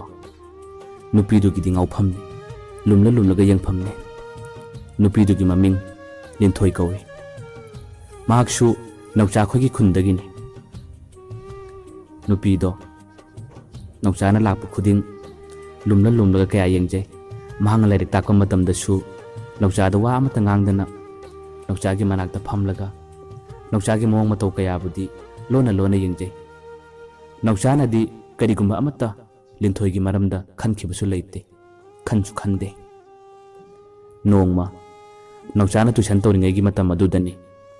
ꯊꯣꯏꯕꯤꯆꯥꯅ ꯅꯧꯆꯥꯗ ꯀꯣꯜ ꯇꯧꯔꯛꯈꯤꯕ ꯊꯣꯏꯕꯤꯆꯥꯅ ꯅꯧꯆꯥꯗ ꯃꯈꯣꯏꯒꯤ ꯃꯃꯥꯡꯒꯤ ꯂꯝꯄꯥꯛꯇ ꯂꯩ ꯍꯧꯖꯤꯛ ꯉꯥꯏꯍꯥꯛꯇ ꯊꯣꯛꯄꯤꯔꯛꯎ ꯍꯥꯏꯕꯗꯒꯤ ꯅꯧꯆꯥꯗꯣ ꯇꯨꯏꯁꯟ ꯂꯣꯏꯁꯤꯜꯂꯝꯗꯅ ꯊꯣꯏꯕꯤꯆꯥ ꯎꯅꯕ ꯂꯝꯄꯥꯛꯇꯨꯗ ꯆꯠꯈꯤ ꯃꯍꯥꯛꯅ ꯍꯦꯛ ꯌꯧꯕꯒꯗꯤ ꯂꯝꯄꯥꯛꯇꯨꯗ ꯔꯥꯍꯨꯜꯒ ꯊꯣꯏꯕꯤꯆꯥꯒ ꯂꯩꯔꯝꯃꯤ ꯃꯈꯣꯏ ꯑꯅꯤ ꯎꯕꯗ ꯅꯧꯆꯥꯗꯣ ꯋꯥ ꯑꯃꯠꯇ ꯉꯥꯡꯗꯦ ꯇꯨꯃꯤꯟ ꯃꯃꯥꯏ ꯂꯨꯛꯊꯔꯒ ꯃꯈꯣꯏ ꯑꯅꯤꯒꯤ ꯃꯅꯥꯛꯇ ꯆꯪꯉꯤ ꯊꯣꯏꯕꯤꯆꯥꯅ ꯍꯥꯏꯔꯛꯈꯤ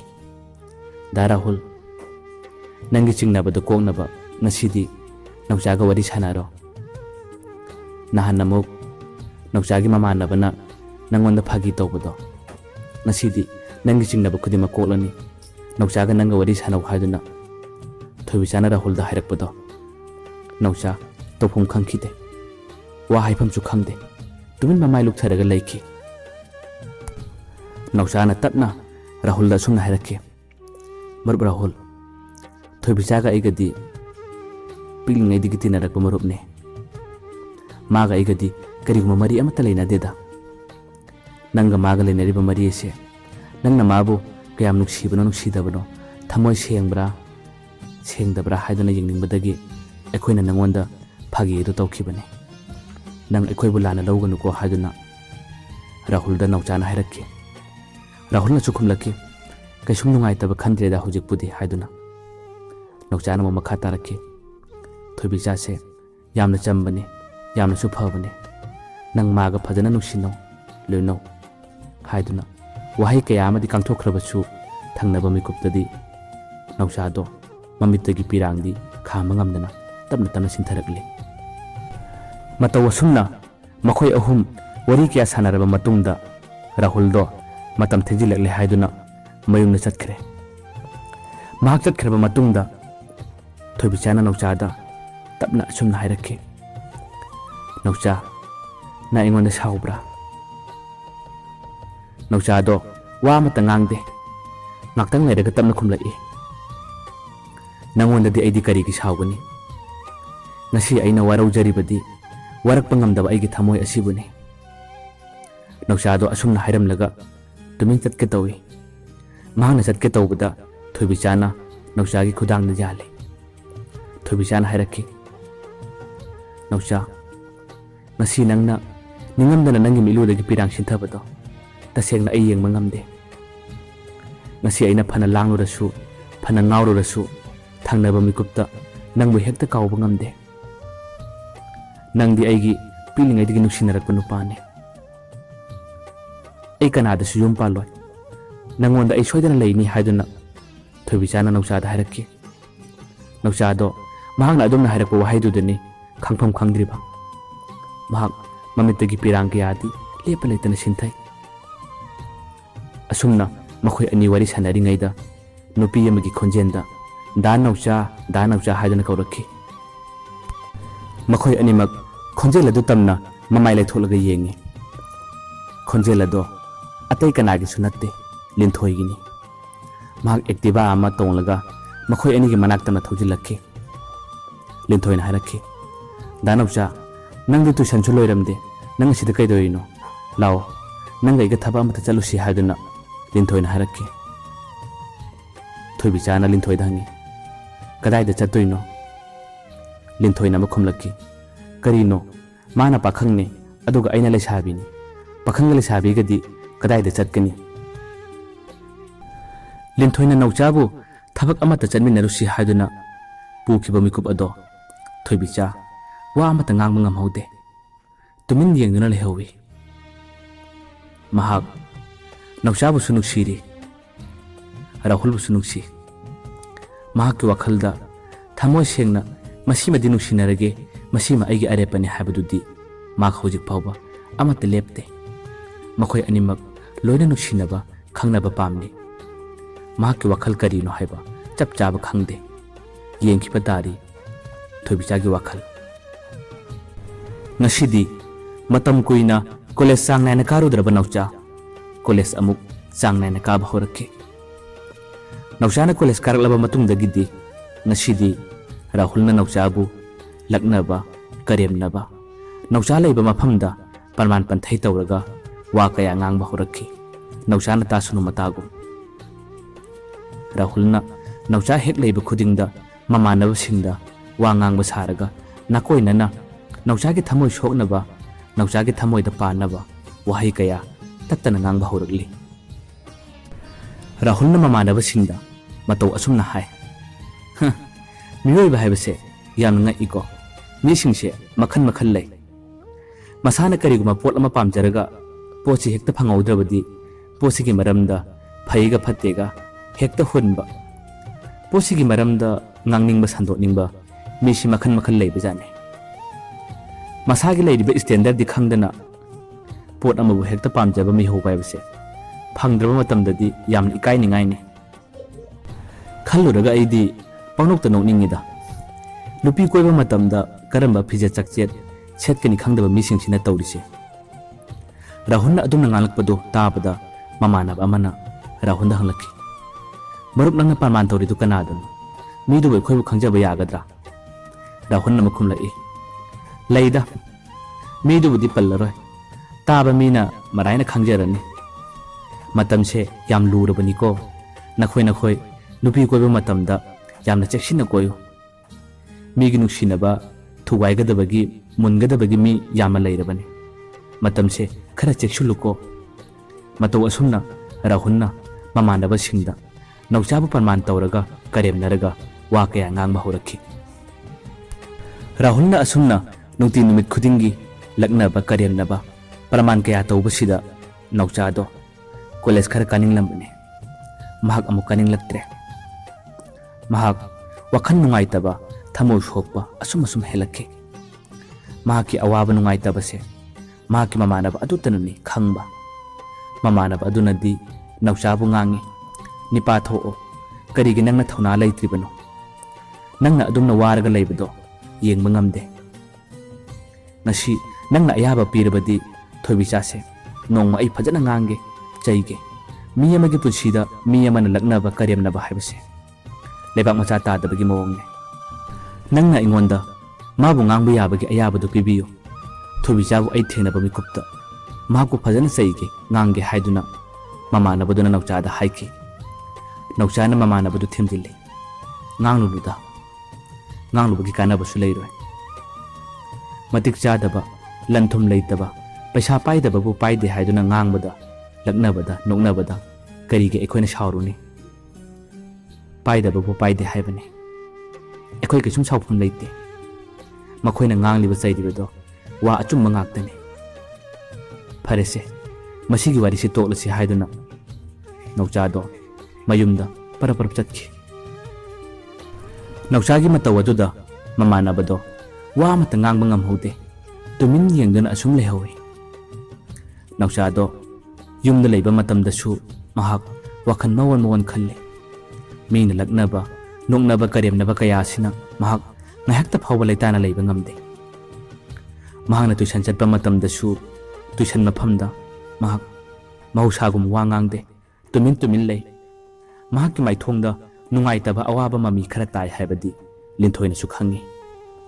ꯍꯥꯟꯅꯗꯤ ꯇꯨꯏꯁꯟ ꯂꯥꯛꯄ ꯃꯇꯝꯗ ꯂꯤꯟꯊꯣꯏꯒ ꯀꯧꯅ ꯉꯥꯡꯅꯗꯅ ꯋꯥꯔꯤ ꯈꯔ ꯁꯥꯟꯅꯔꯝꯂꯕꯁꯨ ꯉꯁꯤꯗꯤ ꯅꯥꯎꯆꯥ ꯇꯨꯃꯤꯟ ꯂꯩ꯫ ꯃꯍꯥꯛꯀꯤ ꯂꯥꯏꯔꯤꯛ ꯇꯥꯛꯐꯝ ꯊꯣꯛꯄ ꯇꯥꯛꯂꯒ ꯃꯌꯨꯝꯗ ꯇꯨꯃꯤꯟ ꯑꯗꯨꯝ ꯍꯟꯈꯤ꯫ ꯆꯠꯂꯒꯦ ꯐꯥꯎꯕ ꯍꯥꯏꯈꯤꯗꯕꯅꯤ꯫ ꯃꯍꯥꯛꯀꯤ ꯅꯨꯡꯉꯥꯏꯇꯕ ꯃꯑꯣꯡ ꯃꯇꯧ ꯀꯌꯥ ꯑꯗꯨꯗ ꯂꯤꯟꯊꯣꯏꯅ ꯀꯔꯤ ꯃꯔꯝꯒꯤꯗꯃꯛ ꯅꯥꯎꯆꯥꯅ ꯑꯁꯨꯝꯅ ꯑꯣꯏꯔꯛꯂꯤꯕꯅꯣ ꯍꯥꯏꯗꯨꯅ ꯌꯥꯝꯅ ꯀꯨꯞꯅ ꯊꯤꯒꯠꯄ ꯍꯧꯔꯛꯈꯤ꯫ ꯃꯇꯝ ꯈꯔ ꯂꯩꯔꯒ ꯅꯣꯡꯃꯒꯤ ꯅꯨꯃꯤꯠ ꯑꯃꯗ ꯅꯥꯎꯆꯥꯗꯣ ꯇꯨꯏꯁꯟ ꯂꯥꯛꯄ ꯅꯨꯃꯤꯠꯇ ꯂꯝꯕꯤꯗ ꯊꯣꯏꯕꯤꯆꯥꯅ ꯅꯥꯎꯆꯥꯕꯨ ꯉꯥꯏꯔꯝꯈꯤ꯫ ꯊꯣꯏꯕꯤꯆꯥꯅ ꯅꯥꯎꯆꯥꯗ ꯋꯥꯔꯤ ꯈꯔ ꯁꯥꯟꯅꯁꯤ ꯍꯥꯏꯗꯨꯅ ꯃꯈꯣꯏ ꯑꯅꯤ ꯂꯝꯕꯤ ꯃꯇꯥꯏ ꯑꯃꯗ ꯋꯥꯔꯤ ꯀꯌꯥ ꯁꯥꯟꯅꯈꯤ꯫ ꯊꯣꯏꯕꯤꯆꯥꯅ ꯅꯥꯎꯆꯥꯗ ꯑꯁꯨꯝꯅ ꯍꯥꯏ,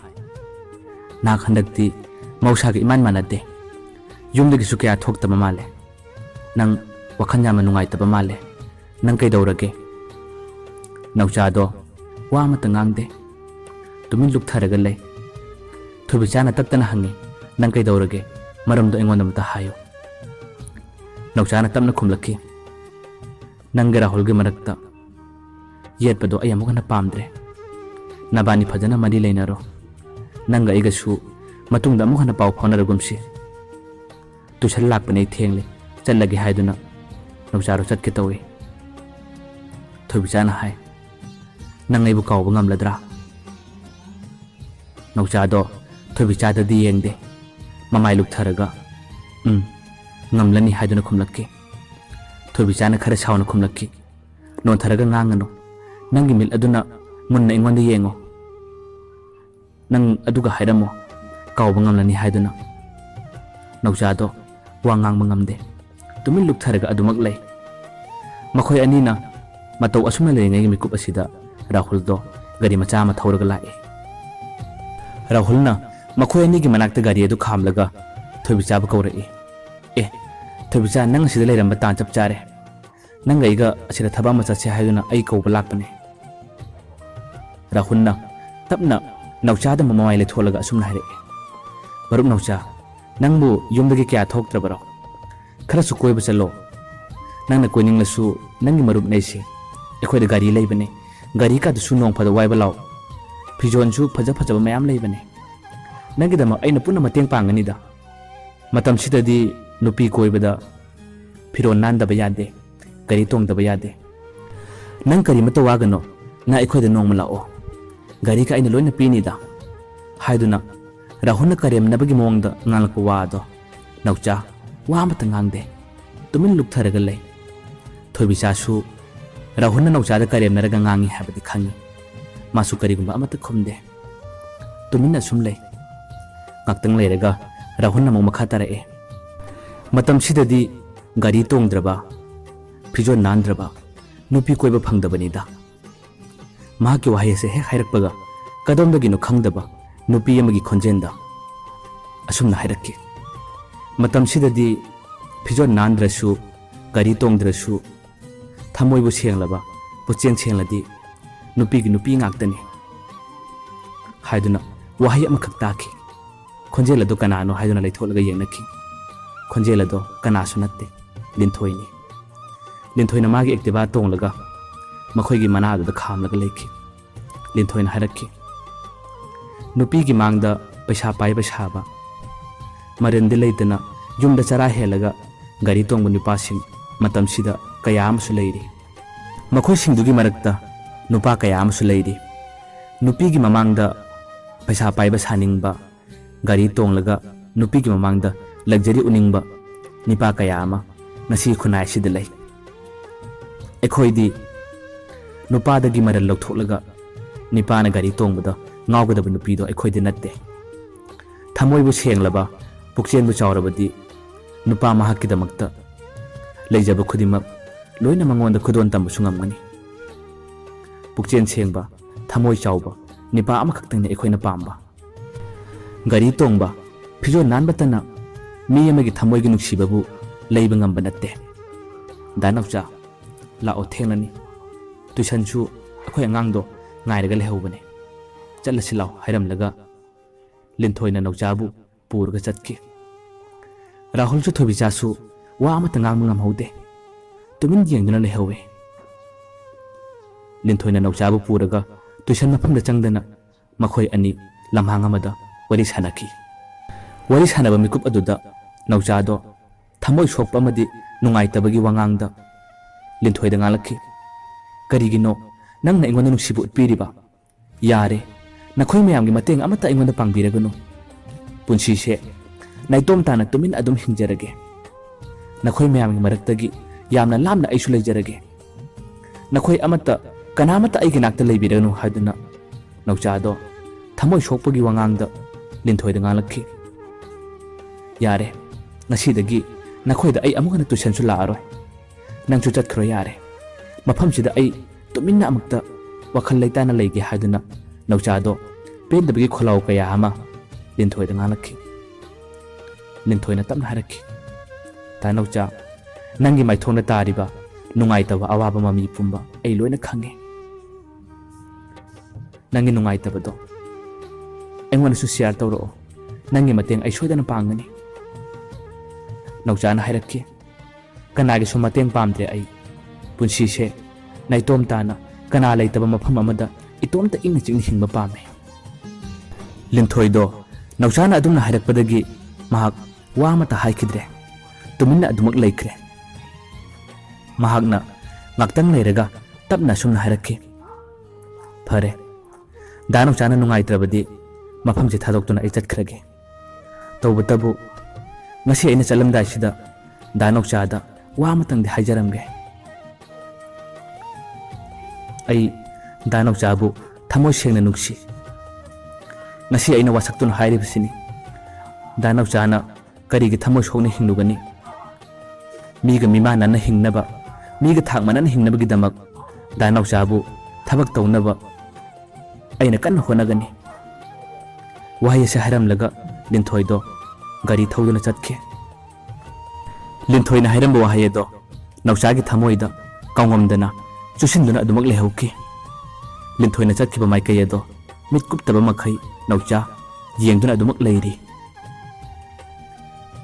linthoi na nauchabu nuksi haduna phongdo lamba tarabasu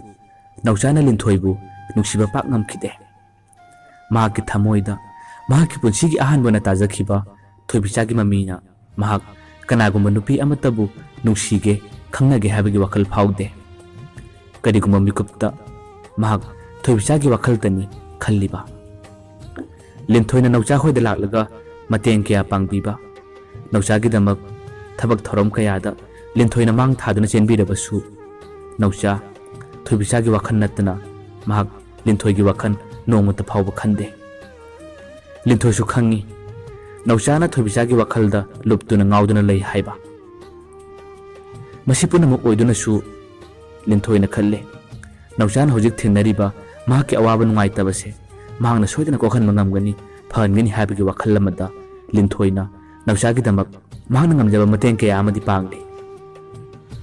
somdana kamdauri rahul su mahaka thoibichaga khangnaba tarabasu karigumba mikupta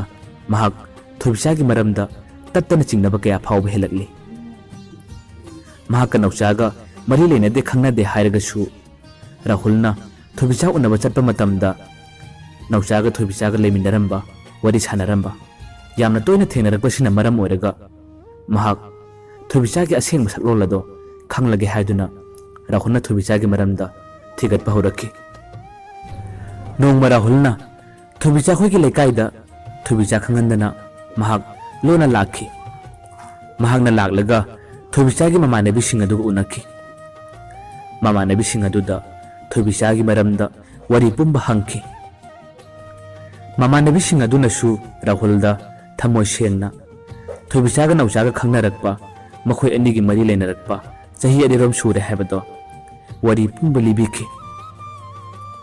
ngasidi rahul tasena makhangle mamangda mahakna thoibichaga nauchaga mari leinarami haibado thajakhidaba tarbasu ngasidi wari aseng matarba mikupta rahul thamoi kaiki yamna chupen kide nauchagi mamangda su yamni kaiki thoibichabu su mahak tasengna warauki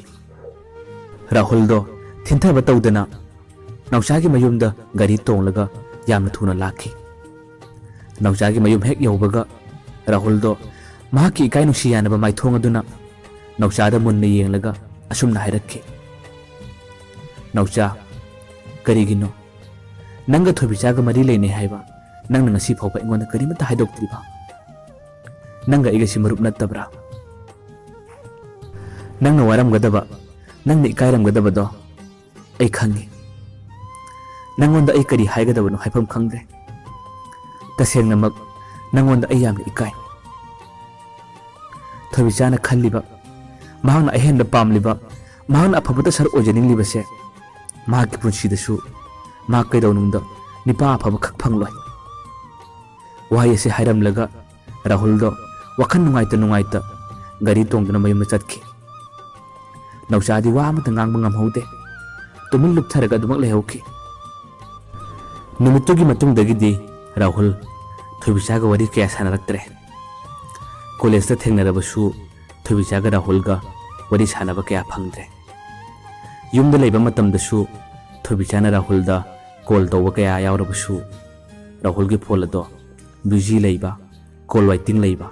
yamna toina horakki Rahul tasengnamak Thoibicada penkidaba amadi sauningba kaya aduna mahak ngasidi nupi atopa koiba hokre nauchasu adu mangai Thoibicana su nauchada marak marakta call tawrae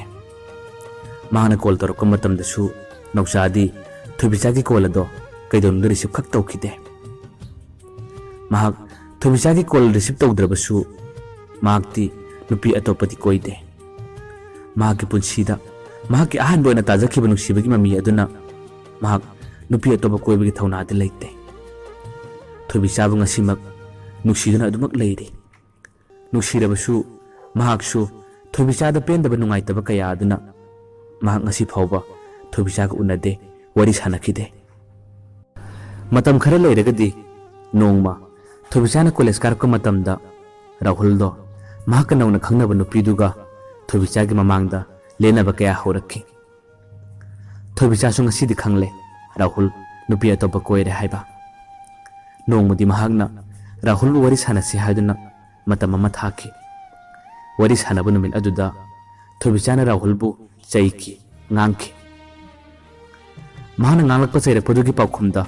Rahulna asumna hairakki Nangumbi Pukchel Leptabi nupi amaga khangnagadaba nupado aidi natte nangna haiba tata thajagadaba nupadasu aidi natte marupapang sauna hanba ngamba marupapang yengthina hanba ngambi nangdi nangi punsida kaidonungda nipa aphaba haibado khak phangloi nangdi ahenba pambini nangdi aphabatana saruk oiningbi nupini haiduna Rahulna Thoibicada chairakki Rahulna asumna amakasu makha tarakki ngasi aina lairab imungda potlamlaba ngasi aina pitat patat macha oiramba tarabadi nangna ingonda nuksiriba asumna nang aiba nuksiba ngamgadra ngamloi khangi nangi Pukchel ai tasengna khangi nangna pambadi paisa paiba maran mathum leiba asigumba khaktani nauchado nuksibani mahak aigi marupni mahak puluna tawbiyo ngasidagi nang aingonda amuk hana pau phoroklagano nangondagi aigi number su kakro nangi number su ai kakrage haiduna Rahulna asumna hairakki Thoibicado wahising adu tabada mahak ikaibana tawphum khangkhide mamaya du ngangsillaga tumi lukthakki tabna amuk mangna Rahulda kaurakki da wahisi tabada Rahulna khara kanna ngalakki yare tethanuk tharaga ama koroklagano ngasidagi na ingonda pau khorakano handose ai chatlage haraga Rahuldo chauna chatki Thoibicado tofum khangde Rahulna chatkibado tumin yengdana lehawe numitugi matungdagi Thoibicado mahangna chatluriba mahangna thangluriba khongthang ase soire male haiduna masa matomta wakhan mon khalakki mahak hojikti nauchaga mukhana nuksinaba mari leinaba pamlakki nauchaga pau phonanaba tattana upai kya thirakki mahangna nauchada phone tawbada nauchana paidrabasu numidang khudingi message asangba thawai chapko message kya thajilladuna nauchagi thamoibu sumnaba honarai nauchadi Thoibichabu phajana nuksikhiba mahaki wakhal kawba ngamdabarina Thoibicana tharakpa hu puba launam puba wahai kaya aduda thajaraduna mahak Thoibichabu amukhana nusirapugum tawri masi phana oiduna su nauchado khantharuba mikupta linthoibu nusirapugum tawri mahak Thoibichaga matam sangna mari lenarakpada Thoibicado nongmata makhoramda koithorakhiba natte lakhibasu leite linthoidi nauchagi mama naba matamda linthoina nauchagi damakta wabikhiba mamagi damak mateng kya pangbikhiba nauchagi thabak thorom khudimakta linthoina mang thaduna chenbiba tawbiba mahaki Pukchel chawba thamoi sengma matau kaya aduda nasidi nauchagi hanglaba thamoi asida linthoigi mafam ama khaktuna thonglapagum tawri mahak nasidi linthoigi wakhanda kariguma matangda tumin momong non kya nokpusu yawki nongmagi numit amadadi nauchana tuisan lakpa matamda ꯊꯣꯏꯕꯤꯆꯥꯗꯣ ꯂꯝꯕꯤꯗ ꯉꯥꯏꯗꯨꯅ ꯂꯩꯔꯝꯃꯤ꯫ ꯃꯈꯣꯏ ꯑꯅꯤ ꯉꯥꯏꯍꯥꯛ ꯋꯥꯔꯤ ꯀꯌꯥ ꯁꯥꯟꯅꯈꯤ꯫ ꯊꯣꯏꯕꯤꯆꯥꯅ ꯑꯁꯨꯝꯅ ꯍꯥꯏꯔꯛꯈꯤ, ꯗꯥ ꯅꯥꯎꯆꯥ, ꯃꯇꯨꯡꯗꯗꯤ ꯑꯩ ꯗꯥ ꯅꯥꯎꯆꯥꯅ ꯄꯥꯝꯗꯕ, ꯗꯥ ꯅꯥꯎꯆꯥꯒꯤ ꯊꯃꯣꯏ ꯁꯣꯛꯀꯗꯕ ꯊꯕꯛ ꯑꯃꯠꯇ ꯐꯥꯎꯕ ꯇꯧꯖꯔꯔꯣꯏ꯫ ꯗꯥ ꯅꯥꯎꯆꯥꯅ ꯑꯩꯕꯨ ꯑꯃꯨꯛꯇ ꯉꯥꯛꯄꯤꯌꯨ ꯍꯥꯏꯗꯨꯅ ꯃꯍꯥꯛꯀꯤ ꯂꯧꯅꯝ ꯄꯨꯕ ꯇꯥꯠꯀꯤ ꯋꯥꯍꯩꯁꯤꯡ ꯑꯗꯣ ꯅꯥꯎꯆꯥꯗ ꯍꯥꯏꯕ ꯍꯧꯔꯛꯈꯤ꯫ ꯅꯥꯎꯆꯥꯗꯤ ꯊꯣꯏꯕꯤꯆꯥꯅ ꯋꯥ ꯍꯥꯏꯔꯛꯄ ꯃꯇꯝꯗ ꯃꯍꯥꯛꯇꯤ ꯍꯦꯛꯇ ꯇꯦꯊꯕꯅꯤ꯫ ꯊꯣꯏꯕꯤꯆꯥꯅ ꯑꯃꯨꯛ ꯃꯈꯥ ꯇꯥꯔꯛꯈꯤ, ꯗꯥ ꯅꯥꯎꯆꯥ, ꯅꯪ ꯂꯤꯟꯊꯣꯏꯒ ꯃꯔꯤ ꯂꯩꯅꯕ꯭ꯔꯥ? ꯅꯥꯎꯆꯥꯅ ꯑꯃꯨꯛ ꯈꯨꯝꯂꯛꯈꯤ, ꯂꯤꯟꯊꯣꯏꯒ ꯑꯩꯒ ꯃꯔꯤ ꯂꯩꯅꯗꯦ꯫ ꯊꯣꯏꯕꯤꯆꯥꯅ ꯑꯃꯨꯛ ꯍꯥꯏꯔꯛꯈꯤ, ꯗꯥ ꯅꯥꯎꯆꯥ, ꯃꯇꯨꯡꯗꯗꯤ ꯅꯪꯅ ꯄꯥꯝꯗꯕ, ꯅꯪꯒꯤ ꯊꯃꯣꯏ ꯁꯣꯛꯅꯕ ꯊꯕꯛ ꯑꯃꯠꯇ ꯑꯩ ꯇꯧꯖꯔꯔꯣꯏ꯫ ꯅꯪꯅ ꯑꯩꯕꯨ ꯑꯃꯨꯛꯇ ꯉꯥꯛꯄꯤꯌꯨ꯫ ꯅꯪ ꯑꯩ ꯃꯍꯧꯁꯥꯒꯤ ꯄꯨꯟꯁꯤꯒꯨꯝ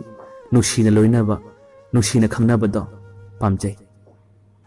ꯃꯇꯧ ꯑꯁꯨꯝꯅ ꯊꯣꯏꯕꯤꯆꯥꯒꯤ ꯍꯨ ꯄꯨꯕ ꯇꯥꯠꯀꯤ ꯋꯥꯍꯩꯁꯤꯡ ꯑꯁꯤꯗ ꯅꯥꯎꯆꯥꯗꯤ ꯇꯦꯊꯔꯕ꯭ꯔꯥ ꯀꯔꯤꯅꯣ ꯈꯪꯗꯦ, ꯃꯍꯥꯛ ꯋꯥ ꯑꯃꯠꯇ ꯉꯥꯡꯈꯤꯗ꯭ꯔꯦ, ꯇꯨꯃꯤꯟꯅ ꯑꯗꯨꯝ ꯂꯩꯈꯤ꯫ ꯊꯣꯏꯕꯤꯆꯥꯅ ꯑꯃꯨꯛꯀꯁꯨ ꯃꯈꯥ ꯇꯥꯔꯛꯈꯤ, ꯗꯥ ꯅꯥꯎꯆꯥ, ꯉꯁꯤꯗꯤ ꯅꯪ ꯇꯨꯏꯁꯟ ꯆꯠꯂꯨꯔꯅꯨ꯫ ꯅꯪꯒ ꯑꯩꯒ ꯋꯥꯔꯤ ꯁꯥꯟꯅꯈꯤꯗꯕ, ꯎꯅꯈꯤꯗꯕꯁꯨ ꯌꯥꯝꯅ ꯀꯨꯏꯔꯦ꯫ ꯉꯁꯤꯗꯤ ꯏꯃꯥꯟꯅꯕꯤ ꯈꯣꯏꯗ ꯅꯪꯒ ꯑꯩꯒ ꯑꯃꯨꯛꯇ ꯎꯅꯔꯨꯁꯤ ꯂꯥꯎ ꯍꯥꯏꯗꯨꯅ ꯅꯥꯎꯆꯥꯕꯨ ꯄꯨꯒꯦ ꯇꯧꯏ꯫ ꯅꯥꯎꯆꯥꯗꯣ ꯊꯣꯏꯕꯤꯆꯥꯒꯤ ꯋꯥꯍꯩꯁꯤꯡ ꯑꯗꯨꯗ ꯇꯦꯊꯕꯗꯤ ꯅꯠꯇꯦ,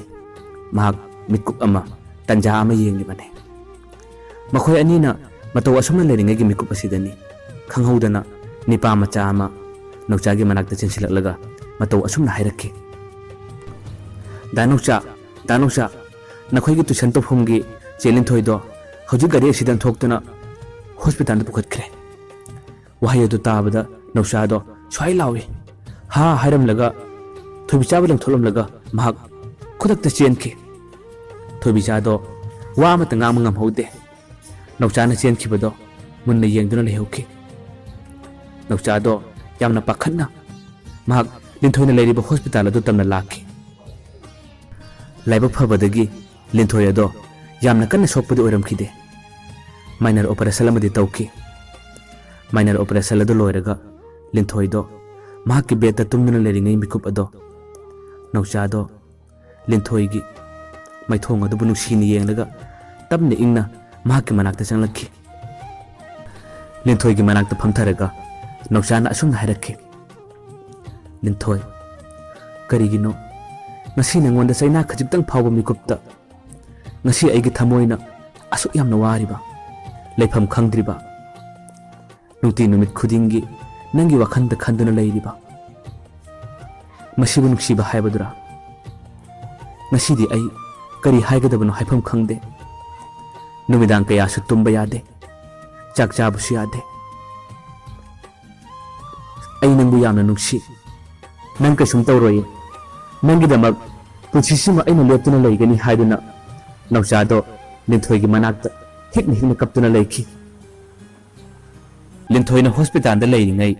ꯅꯥꯎꯆꯥꯅ ꯃꯉꯣꯟꯗ ꯅꯨꯡꯁꯤ ꯍꯥꯏꯅ ꯐꯣꯡꯗꯣꯛꯈ꯭ꯔꯕꯁꯨ ꯂꯤꯟꯊꯣꯏꯗꯤ ꯒ꯭ꯌꯥꯟ ꯇꯥꯗ꯭ꯔꯤꯉꯩꯒꯤ ꯃꯅꯨꯡ ꯑꯣꯏꯕꯅ ꯅꯥꯎꯆꯥꯅ ꯐꯣꯡꯗꯣꯛꯂꯤꯕ ꯃꯍꯥꯛꯀꯤ ꯊꯃꯣꯏꯒꯤ ꯅꯨꯡꯁꯤꯕꯒꯤ ꯋꯥꯔꯣꯜ ꯑꯗꯣ ꯂꯤꯟꯊꯣꯏꯅ ꯈꯪꯈꯤꯕ ꯅꯠꯇꯦ꯫ ꯅꯥꯎꯆꯥꯅ ꯐꯣꯡꯗꯣꯛꯈꯤꯕ ꯑꯗꯨꯗ ꯇꯥꯍꯧꯔꯤꯕꯗꯤ ꯊꯣꯏꯕꯤꯆꯥ ꯈꯛꯇꯅꯤ꯫ ꯅꯥꯎꯆꯥꯅ ꯂꯤꯟꯊꯣꯏ ꯍꯣꯁꯄꯤꯇꯥꯜꯗ ꯄꯨꯈꯠꯈ꯭ꯔꯦ ꯍꯥꯏꯗꯨꯅ ꯆꯦꯟꯈꯤꯕ ꯃꯤꯀꯨꯞ ꯑꯗꯣ ꯊꯣꯏꯕꯤꯆꯥꯁꯨ ꯅꯥꯎꯆꯥꯕꯨ ꯇꯨꯡ ꯏꯟꯅꯗꯨꯅ ꯇꯥꯟꯅꯔꯛꯈꯤ꯫ ꯃꯍꯥꯛꯅ ꯂꯤꯟꯊꯣꯏꯗ ꯀꯞꯂꯒ ꯅꯨꯡꯁꯤ ꯍꯥꯏꯅ ꯐꯣꯡꯗꯣꯛꯈꯤꯕ ꯃꯇꯥꯡ ꯑꯗꯣ ꯊꯣꯏꯕꯤꯆꯥꯅ ꯇꯥꯕ ꯃꯤꯀꯨꯞꯇ ꯊꯣꯏꯕꯤꯆꯥ ꯊꯃꯣꯏ ꯀꯥꯏꯈꯤ꯫ ꯃꯍꯥꯛ ꯋꯥ ꯑꯃꯠꯇ ꯉꯥꯡꯂꯝꯗꯅ ꯍꯣꯁꯄꯤꯇꯥꯜ ꯑꯗꯨꯒꯤ ꯊꯣꯡꯖꯤꯟꯗꯒꯤ ꯃꯅꯨꯡ ꯆꯪꯂꯝꯕ ꯇꯧꯗꯅ ꯅꯤꯡꯕ ꯀꯥꯏꯅ ꯀꯥꯏꯅ ꯌꯨꯝꯗ ꯍꯜꯂꯛꯈꯤ꯫ ꯊꯣꯏꯕꯤꯆꯥꯗꯣ ꯂꯝꯕꯤꯗ ꯂꯥꯛꯅ ꯂꯥꯛꯅ ꯋꯥꯈꯜ ꯃꯋꯣꯟ ꯃꯋꯣꯟ ꯈꯜꯂꯛꯈꯤ꯫ ꯑꯣ, ꯃꯇꯝ ꯈꯔ ꯑꯩꯅ ꯂꯝꯕꯤ ꯂꯝꯃꯥꯡꯅꯔꯨꯕꯅ ꯃꯥꯅꯁꯨ ꯑꯩꯕꯨ ꯑꯃꯨꯛ ꯃꯤꯔꯥꯏꯔꯕꯀꯣ꯫ ꯃꯁꯤꯗ ꯑꯩꯅ ꯀꯔꯤꯒꯤ ꯁꯥꯎꯔꯨꯅꯤ? ꯁꯥꯎꯐꯝꯁꯨ ꯊꯣꯛꯇꯦ꯫ ꯃꯥꯒꯤ ꯅꯨꯡꯁꯤꯖꯕ, ꯃꯥꯒꯤ ꯑꯅꯤꯡꯕ ꯂꯝꯕꯤꯗ ꯆꯠꯆꯕꯅꯤ꯫ ꯃꯥꯒꯤ ꯃꯐꯝꯗ ꯉꯁꯤꯗꯒꯤ ꯑꯃꯨꯛ ꯍꯟꯅ ꯑꯩ ꯌꯦꯠꯂꯔꯣꯏꯗ꯫ ꯃꯥꯒ ꯑꯃꯨꯛ ꯍꯟꯅ ꯊꯦꯡꯅꯗꯅꯕꯁꯨ ꯍꯣꯠꯅꯔꯒꯦ, ꯃꯉꯣꯟꯗꯒꯤ ꯌꯥꯝꯅ ꯂꯥꯞꯅ ꯂꯩꯕ ꯇꯝꯂꯒꯦ ꯍꯥꯏꯅ ꯊꯣꯏꯕꯤꯆꯥꯗꯣ ꯋꯥꯈꯜ ꯃꯋꯣꯟ ꯃꯋꯣꯟ ꯈꯟꯈꯤ꯫ ꯃꯍꯥꯛ ꯅꯨꯃꯤꯠ ꯑꯗꯣ ꯇꯨꯝꯕ ꯌꯥꯈꯤꯗꯦ, ꯆꯥꯛ ꯆꯥꯕꯁꯨ ꯌꯥꯈꯤꯗꯦ꯫ ꯃꯍꯥꯛ ꯌꯥꯝꯅ ꯀꯞꯈꯤ꯫ ꯀꯞꯂꯕꯁꯨ ꯀꯔꯤ ꯄꯥꯝꯕꯩ ꯂꯩ ꯃꯍꯥꯛꯅ ꯅꯨꯡꯁꯤꯔꯕꯁꯨ ꯅꯥꯎꯆꯥꯗꯤ ꯂꯤꯟꯊꯣꯏꯒꯤ ꯋꯥꯈꯜꯗ ꯑꯃꯨꯛ ꯂꯨꯞꯄ ꯍꯧꯈ꯭ꯔꯦ ꯂꯤꯟꯊꯣꯏꯒ ꯅꯨꯡꯁꯤꯅꯔꯒꯅꯤ ꯂꯤꯟꯊꯣꯏꯒ ꯈꯪꯅꯔꯒꯅꯤ ꯍꯥꯏꯗꯨꯅ ꯅꯥꯎꯆꯥꯗꯤ ꯂꯤꯟꯊꯣꯏꯒꯤꯗꯃꯛ ꯂꯦꯞꯈ꯭ꯔꯕꯅꯤ ꯅꯨꯃꯤꯠꯇꯨꯒꯤ ꯃꯇꯨꯡꯗꯒꯤ ꯊꯣꯏꯕꯤꯆꯥ ꯌꯨꯝꯗꯒꯤ ꯏꯊꯣꯛ ꯊꯣꯛꯈꯤꯗ꯭ꯔꯦ ꯅꯨꯡꯁꯤꯕꯅ ꯃꯤꯔꯥꯏꯔꯕꯤ ꯃꯤꯗꯥꯝꯕꯒꯤ ꯃꯤꯡꯊꯣꯟ ꯐꯪꯂꯕꯤ ꯄꯨꯛꯆꯦꯜ ꯂꯦꯞꯇꯕꯤ ꯑꯩꯗꯤ ꯂꯦꯝꯍꯧꯔꯤꯕ ꯑꯩꯒꯤ ꯄꯨꯟꯁꯤ ꯑꯁꯤ ꯀꯔꯤꯒꯨꯝꯕ ꯈꯔꯗꯪ ꯑꯣꯏꯔꯕꯁꯨ ꯑꯐꯕ ꯂꯝꯕꯤꯗ ꯇꯧꯔꯝꯒꯦ ꯍꯥꯏꯗꯨꯅ ꯊꯣꯏꯕꯤꯆꯥꯗꯣ ꯋꯥꯈꯜ ꯀꯌꯥ ꯈꯜꯂꯛꯈꯤ ꯃꯍꯥꯛ ꯀꯣꯂꯦꯖ ꯆꯠꯇꯕ ꯃꯇꯝ ꯀꯣꯂꯦꯖ ꯆꯠꯂꯒꯅ ꯆꯠꯂꯦ ꯀꯣꯂꯦꯖ ꯍꯜꯂꯛꯄ ꯃꯇꯝꯗꯁꯨ ꯃꯍꯥꯛ ꯌꯨꯝꯒꯤ ꯃꯇꯦꯡ ꯈꯔꯗꯪ ꯑꯣꯏꯔꯕꯁꯨ ꯄꯥꯡꯅꯕ ꯍꯥꯏꯗꯨꯅ ꯐꯤꯁꯥ ꯂꯣꯟꯁꯥ ꯇꯧꯔꯛꯈꯤ ꯃꯍꯥꯛ ꯃꯔꯨꯞ ꯃꯆꯥ ꯃꯆꯥ ꯌꯥꯎꯗꯨꯅ ꯄꯩꯁꯥ ꯀꯌꯥ ꯁꯦꯚꯤꯡ ꯇꯧꯕꯁꯨ ꯍꯧꯔꯛꯈꯤ ꯅꯥꯎꯆꯥꯅꯁꯨ ꯊꯣꯏꯕꯤꯆꯥꯕꯨ ꯈꯨꯜ ꯃꯁꯦꯜ ꯑꯣꯏꯔꯕꯁꯨ ꯅꯣꯡꯃꯇ ꯐꯥꯎꯕ ꯎꯕ ꯐꯪꯈꯤꯗ꯭ꯔꯦ ꯃꯈꯣꯏ ꯑꯅꯤꯅ ꯀꯣꯂꯦꯖ ꯆꯠꯄ ꯃꯇꯝꯗ ꯅꯣꯡ ꯐꯥꯗꯣꯛ ꯎꯕꯗꯨ ꯅꯠꯇꯅ ꯀꯣꯂꯦꯖꯇꯁꯨ ꯊꯣꯏꯕꯤꯆꯥ ꯃꯍꯧꯁꯥꯒꯤ ꯊꯣꯏꯕꯤꯆꯥ ꯑꯣꯏꯈꯤꯗ꯭ꯔꯦ ꯇꯨꯃꯤꯟ ꯇꯨꯃꯤꯟ ꯂꯩꯕ ꯃꯤ ꯄꯨꯟꯗꯕ ꯃꯆꯤꯗ ꯇꯨꯃꯤꯟ ꯇꯨꯃꯤꯟ ꯂꯩꯕ ꯊꯣꯏꯕꯤꯆꯥ ꯍꯥꯏꯕꯗꯣ ꯉꯁꯤꯗꯤ ꯑꯣꯏꯔꯔꯦ ꯅꯥꯎꯆꯥꯁꯨ ꯋꯥ ꯑꯃꯠꯇ ꯉꯥꯡꯗꯦ ꯔꯥꯍꯨꯜꯅ ꯀꯣꯂꯦꯖ ꯀꯥꯔꯛꯂꯕꯁꯨ ꯔꯥꯍꯨꯜꯁꯨ ꯊꯣꯏꯕꯤꯆꯥꯗ ꯋꯥ ꯑꯃꯠꯇ ꯉꯥꯡꯗꯦ ꯃꯈꯣꯏ ꯉꯁꯤꯗꯤ ꯇꯣꯉꯥꯟ ꯇꯣꯉꯥꯟꯕ ꯄꯨꯟꯁꯤ ꯑꯃꯗꯅꯤ ꯑꯗꯨꯃꯛ ꯍꯤꯡꯅꯔꯤꯕ ꯅꯣꯡꯃꯒꯤ ꯅꯨꯃꯤꯠ ꯑꯃꯗꯗꯤ ꯊꯣꯏꯕꯤꯆꯥꯅ ꯀꯣꯂꯦꯖ ꯂꯥꯛꯄ ꯃꯇꯝꯗ ꯔꯥꯍꯨꯜꯅ ꯊꯣꯏꯕꯤꯆꯥꯕꯨ ꯀꯧꯔꯛꯈꯤ ꯊꯣꯏꯕꯤꯆꯥ ꯅꯨꯡꯉꯥꯏꯔꯤꯕ꯭ꯔꯥ ꯅꯪꯕꯣ ꯊꯣꯏꯕꯤꯆꯥꯅ ꯇꯞꯅ ꯈꯨꯝꯂꯛꯈꯤ ꯅꯨꯡꯉꯥꯏꯔꯤ ꯔꯥꯍꯨꯜꯅ ꯑꯃꯨꯛ ꯍꯥꯏ ꯅꯪ ꯑꯩꯉꯣꯟꯗ ꯁꯥꯎꯕ꯭ꯔꯥ ꯅꯍꯥꯟ ꯅꯣꯡꯃ ꯅꯪꯉꯣꯟꯗ ꯑꯩꯅ ꯉꯥꯡꯈꯤꯕ ꯆꯩꯈꯤꯕꯗꯣ ꯊꯣꯏꯕꯤꯆꯥꯅ ꯍꯥꯏ ꯁꯥꯎꯗꯦ ꯅꯪꯅ ꯉꯥꯡꯈꯤꯕ ꯆꯩꯈꯤꯕꯗꯨꯅꯅꯤ ꯉꯁꯤ ꯑꯩꯉꯣꯟꯗ ꯄꯥꯔꯥ ꯑꯃ ꯇꯝꯕꯤꯔꯝꯗꯨꯅ ꯉꯁꯤ ꯑꯩꯅ ꯇꯣꯉꯥꯟꯕ ꯄꯨꯟꯁꯤ ꯑꯃꯗ ꯍꯤꯡꯕ ꯐꯪꯂꯤꯕꯁꯤ ꯔꯥꯍꯨꯜꯅ ꯑꯃꯨꯛ ꯍꯪꯂꯛꯏ ꯅꯥꯎꯆꯥꯗꯤ ꯀꯝꯗꯧꯔꯤ ꯅꯈꯣꯏ ꯑꯅꯤꯗꯤ ꯅꯨꯡꯇꯤꯒꯤ ꯄꯥꯎ ꯐꯥꯎꯅꯔꯤꯕ ꯅꯠꯇ꯭ꯔꯥ ꯊꯣꯏꯕꯤꯆꯥꯗꯣ ꯋꯥ ꯑꯃꯠꯇ ꯉꯥꯡꯗꯦ ꯇꯨꯃꯤꯟ ꯂꯨꯞꯊꯔꯒ ꯂꯩꯈꯤ ꯉꯥꯛꯇꯪ ꯂꯩꯔꯒ ꯊꯣꯏꯕꯤꯆꯥꯅ ꯑꯁꯨꯝꯅ ꯈꯨꯝꯂꯛꯈꯤ ꯐꯥꯎꯅꯗꯦ ꯃꯥꯒꯤꯁꯨ ꯅꯨꯡꯁꯤꯅꯕ ꯂꯩꯈ꯭ꯔꯕꯅꯤ ꯋꯥꯍꯩ ꯑꯁꯤ ꯍꯥꯏꯔꯝꯂꯒ ꯊꯣꯏꯕꯤꯆꯥꯗꯣ ꯄꯔꯞ ꯆꯠꯈꯤ ꯊꯣꯏꯕꯤꯆꯥ ꯆꯠꯈꯤꯕꯗ ꯅꯥꯎꯆꯥꯗꯣ ꯏꯉꯛ ꯉꯛꯅ ꯌꯦꯡꯂꯒ ꯂꯩꯍꯧꯋꯦ ꯃꯊꯪꯒꯤ ꯅꯨꯃꯤꯠ ꯑꯃꯗ ꯅꯥꯎꯆꯥꯅ ꯀꯣꯂꯦꯖ ꯂꯥꯛꯄ ꯃꯇꯝꯗ ꯔꯥꯍꯨꯜꯗꯣ ꯅꯥꯎꯆꯥꯕꯨ ꯀꯧꯁꯤꯜꯂꯒ ꯋꯥꯔꯤ ꯀꯌꯥ ꯁꯥꯟꯅꯈꯤ ꯔꯥꯍꯨꯜꯅ ꯑꯁꯨꯝꯅ ꯍꯥꯏꯔꯛꯈꯤ ꯃꯔꯨꯞ ꯃꯇꯝ ꯀꯨꯏꯅ ꯄꯤꯁꯛ ꯄꯤꯛꯂꯤꯉꯩꯗꯒꯤ ꯅꯨꯡꯁꯤꯅꯔꯛꯄ ꯅꯨꯄꯤ ꯑꯃꯕꯨ ꯃꯇꯝ ꯈꯖꯤꯛꯇꯪ ꯂꯝꯕꯤ ꯈꯔ ꯂꯝꯃꯥꯡꯅꯈꯤꯕꯗ ꯅꯪꯅ ꯑꯗꯨꯝꯅ ꯃꯥꯕꯨ ꯃꯤꯔꯥꯏꯕꯗꯤ ꯅꯪ ꯍꯌꯦꯡ ꯃꯇꯝ ꯑꯃꯗ ꯁꯣꯏꯗꯅ ꯅꯤꯡꯉꯝꯗꯕ ꯀꯌꯥ ꯂꯥꯛꯀꯅꯤꯅ ꯃꯥꯒ ꯑꯩꯒ ꯀꯩꯁꯨꯝ ꯃꯇꯝ ꯁꯥꯡꯅ ꯅꯨꯡꯁꯤꯅꯈꯤꯕ ꯈꯪꯅꯈꯤꯕ ꯂꯩꯇꯦ ꯃꯍꯥꯛ ꯅꯪꯕꯨ ꯌꯥꯝꯅ ꯅꯨꯡꯁꯤꯖꯕꯅꯤ ꯅꯪꯅ ꯅꯨꯄꯤ ꯑꯇꯣꯞꯄ ꯀꯣꯏꯔꯒ ꯃꯉꯣꯟꯗ ꯎꯠꯂꯤꯕ ꯃꯑꯣꯡ ꯃꯇꯧ ꯑꯗꯣ ꯅꯪ ꯍꯌꯦꯡ ꯇꯨꯡ ꯀꯣꯟꯅ ꯄꯦꯟꯗꯕ ꯅꯤꯡꯉꯝꯗꯕ ꯂꯥꯛꯀꯅꯤ ꯐꯔꯦ ꯅꯪ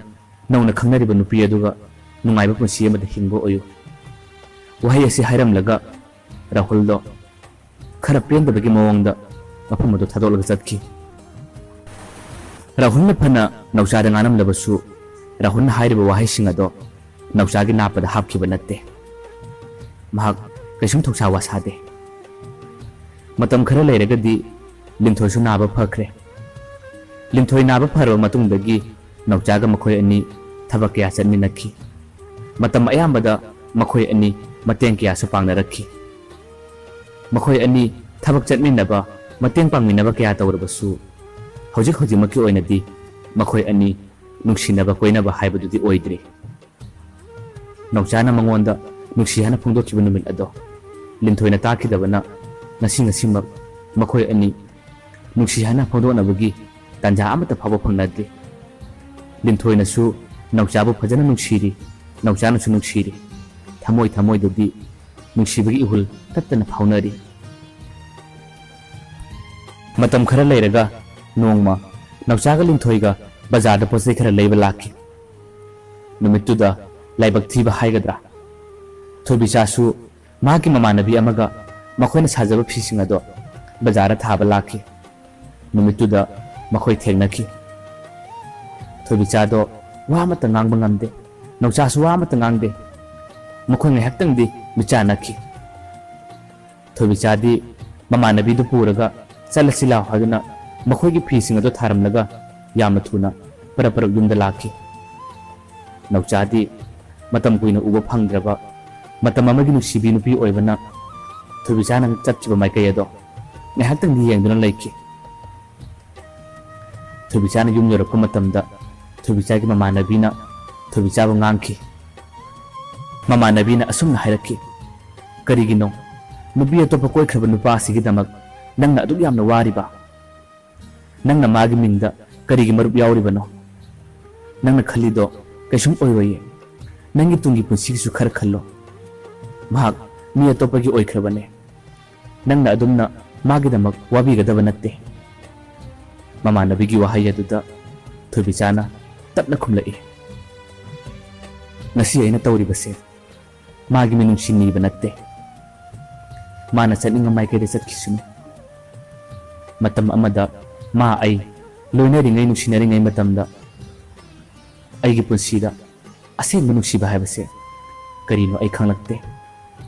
ꯅꯤꯡꯇꯝꯅ ꯉꯥꯎꯕ, ꯃꯇꯝꯒꯤ ꯏꯔꯥꯡꯅ ꯇꯥꯎꯕꯅ ꯃꯇꯝꯗꯨꯗ ꯑꯩꯒꯤ ꯅꯨꯡꯉꯥꯏꯖꯕꯤ ꯑꯣꯏꯈꯤ꯫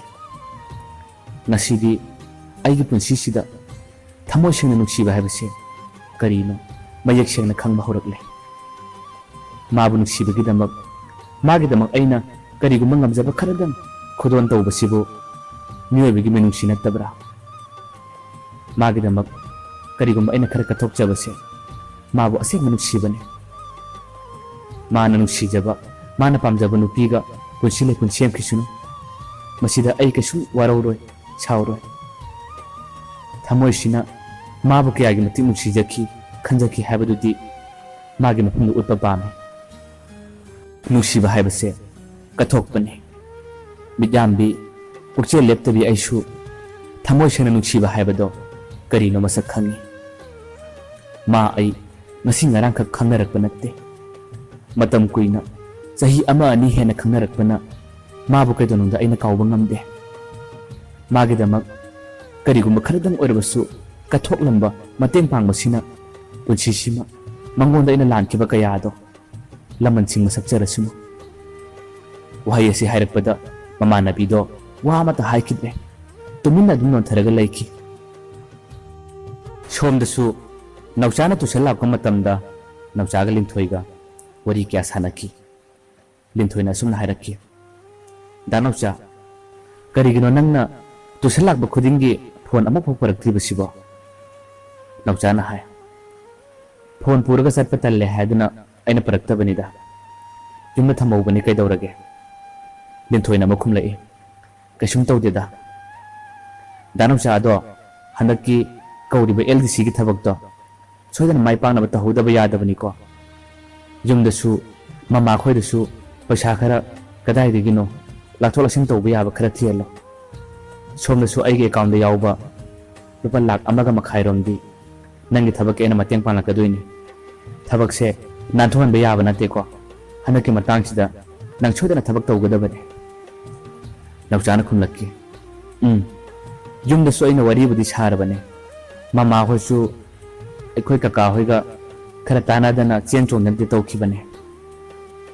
ꯍꯟꯗꯛꯀꯤ ꯊꯕꯛꯁꯤꯗꯤ ꯑꯩꯁꯨ ꯅꯥꯟꯊꯣꯛꯍꯟꯕꯗꯤ ꯄꯥꯝꯗꯦ꯫ ꯃꯇꯧ ꯑꯁꯨꯝꯅ ꯂꯤꯟꯊꯣꯏꯒ ꯅꯥꯎꯆꯥꯒꯗꯤ ꯅꯥꯎꯆꯥꯒꯤ ꯇꯨꯡꯒꯤ ꯄꯨꯟꯁꯤꯒꯤꯗꯃꯛ ꯅꯨꯡꯉꯥꯏꯕ ꯋꯥꯔꯤ ꯀꯌꯥ ꯁꯥꯟꯅꯗꯨꯅ ꯂꯦꯟꯈꯤ꯫ ꯃꯇꯝ ꯀꯌꯥ ꯑꯃ ꯍꯧꯈ꯭ꯔꯦ꯫ ꯉꯁꯤꯗꯤ ꯅꯥꯎꯆꯥꯒꯤ ꯊꯕꯛꯀꯤꯗꯃꯛ ꯂꯤꯟꯊꯣꯏꯅ ꯄꯥꯡꯂꯛꯄ ꯃꯇꯦꯡ ꯑꯗꯨꯒ ꯅꯥꯎꯆꯥꯒꯤ ꯃꯃꯥꯅ ꯄꯩꯁꯥ ꯈꯔ ꯄꯨꯊꯣꯛꯂꯒ ꯊꯕꯛꯀꯤꯗꯃꯛ ꯄꯩꯁꯥ ꯄꯤꯁꯤꯟꯈꯤ꯫ ꯃꯍꯥꯛ ꯍꯧꯖꯤꯛꯇꯤ ꯊꯕꯛ ꯍꯥꯏꯗꯣꯛꯄ ꯉꯥꯏꯔꯗꯨꯅ ꯅꯨꯡꯉꯥꯏꯕ ꯄꯨꯟꯁꯤ ꯑꯃꯗ ꯍꯤꯡꯂꯤ꯫ ꯃꯇꯝ ꯑꯌꯥꯝꯕꯗ ꯃꯍꯥꯛꯀ ꯂꯤꯟꯊꯣꯏꯒ ꯄꯨꯜꯂꯤ, ꯀꯣꯏꯃꯤꯟꯅꯩ, ꯆꯠꯃꯤꯟꯅꯩ꯫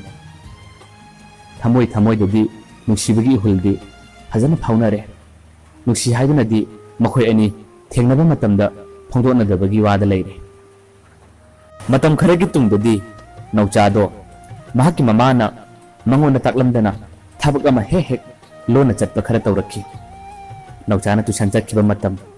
ꯅꯥꯎꯆꯥꯅ ꯌꯨꯝꯗ ꯂꯩꯕ ꯃꯇꯝꯗꯁꯨ ꯃꯍꯥꯛꯀꯤ ꯃꯃꯥꯅ ꯊꯕꯛ ꯑꯃ ꯅꯥꯎꯆꯥ ꯈꯪꯍꯟꯗꯅ ꯂꯣꯟꯅ ꯆꯠꯄꯁꯦ ꯅꯥꯎꯆꯥ ꯀꯔꯤꯅꯣ ꯃꯍꯥꯛꯅ ꯆꯠꯂꯤꯕꯁꯤ ꯀꯗꯥꯏꯗꯅꯣ ꯍꯥꯏꯗꯨꯅ ꯂꯣꯟꯅ ꯊꯤꯒꯠꯂꯒꯦ ꯍꯥꯏꯗꯨꯅ ꯅꯣꯡꯃꯗꯤ ꯃꯍꯥꯛ ꯆꯞ ꯌꯨꯡꯅ ꯂꯦꯞꯈꯤ꯫ ꯃꯃꯥꯗ ꯀꯗꯥꯏꯗ ꯆꯠꯂꯤꯕꯅꯣ ꯍꯪꯂꯕꯁꯨ ꯃꯃꯥꯗꯣ ꯁꯤꯗ ꯆꯠꯂꯤꯕꯅꯤ ꯍꯥꯏꯔꯒ ꯍꯦꯛꯇ ꯅꯥꯎꯆꯥꯗ ꯇꯥꯛꯂꯝꯗꯦ꯫ ꯅꯣꯡꯃꯗꯤ ꯃꯍꯥꯛ ꯃꯃꯥꯅ ꯆꯠꯂꯤꯕꯁꯤ ꯀꯗꯥꯏꯗꯅꯣ ꯂꯨꯝꯂꯒ ꯑꯃꯨꯛꯇꯪꯗꯤ ꯌꯦꯡꯂꯒꯦ ꯍꯥꯏꯗꯨꯅ ꯃꯍꯥꯛ ꯃꯃꯥꯅ ꯆꯠꯂꯤꯕ ꯃꯥꯏꯀꯩ ꯑꯗꯣ ꯂꯣꯟꯅ ꯂꯣꯟꯅ ꯂꯥꯞꯇꯛꯅ ꯂꯨꯝꯂꯒ ꯏꯟꯅꯔꯛꯈꯤ꯫ ꯀꯣꯟꯅ ꯊꯪꯗꯗꯤ ꯅꯥꯎꯆꯥꯒꯤ ꯃꯃꯥꯅ ꯆꯠꯂꯤꯕ ꯃꯐꯝ ꯑꯗꯣ ꯑꯇꯩ ꯀꯗꯥꯏꯗꯁꯨ ꯑꯣꯏꯔꯝꯈꯤꯗꯦ, ꯊꯣꯏꯕꯤꯆꯥꯒꯤ ꯃꯌꯨꯝꯗ ꯑꯣꯏꯔꯝꯈꯤ꯫ ꯅꯥꯎꯆꯥꯗꯣ ꯃꯃꯥꯅ ꯑꯗꯨꯝꯅ ꯆꯪꯈꯤꯕ ꯑꯗꯨꯗ ꯃꯁꯥꯗ ꯑꯉꯛꯄ ꯑꯃ ꯐꯥꯎꯔꯝꯃꯤ꯫ ꯃꯍꯥꯛ ꯊꯣꯏꯕꯤꯆꯥꯒꯤ ꯊꯣꯡꯅꯥꯎ ꯃꯄꯥꯗ ꯆꯪꯁꯤꯜꯂꯒ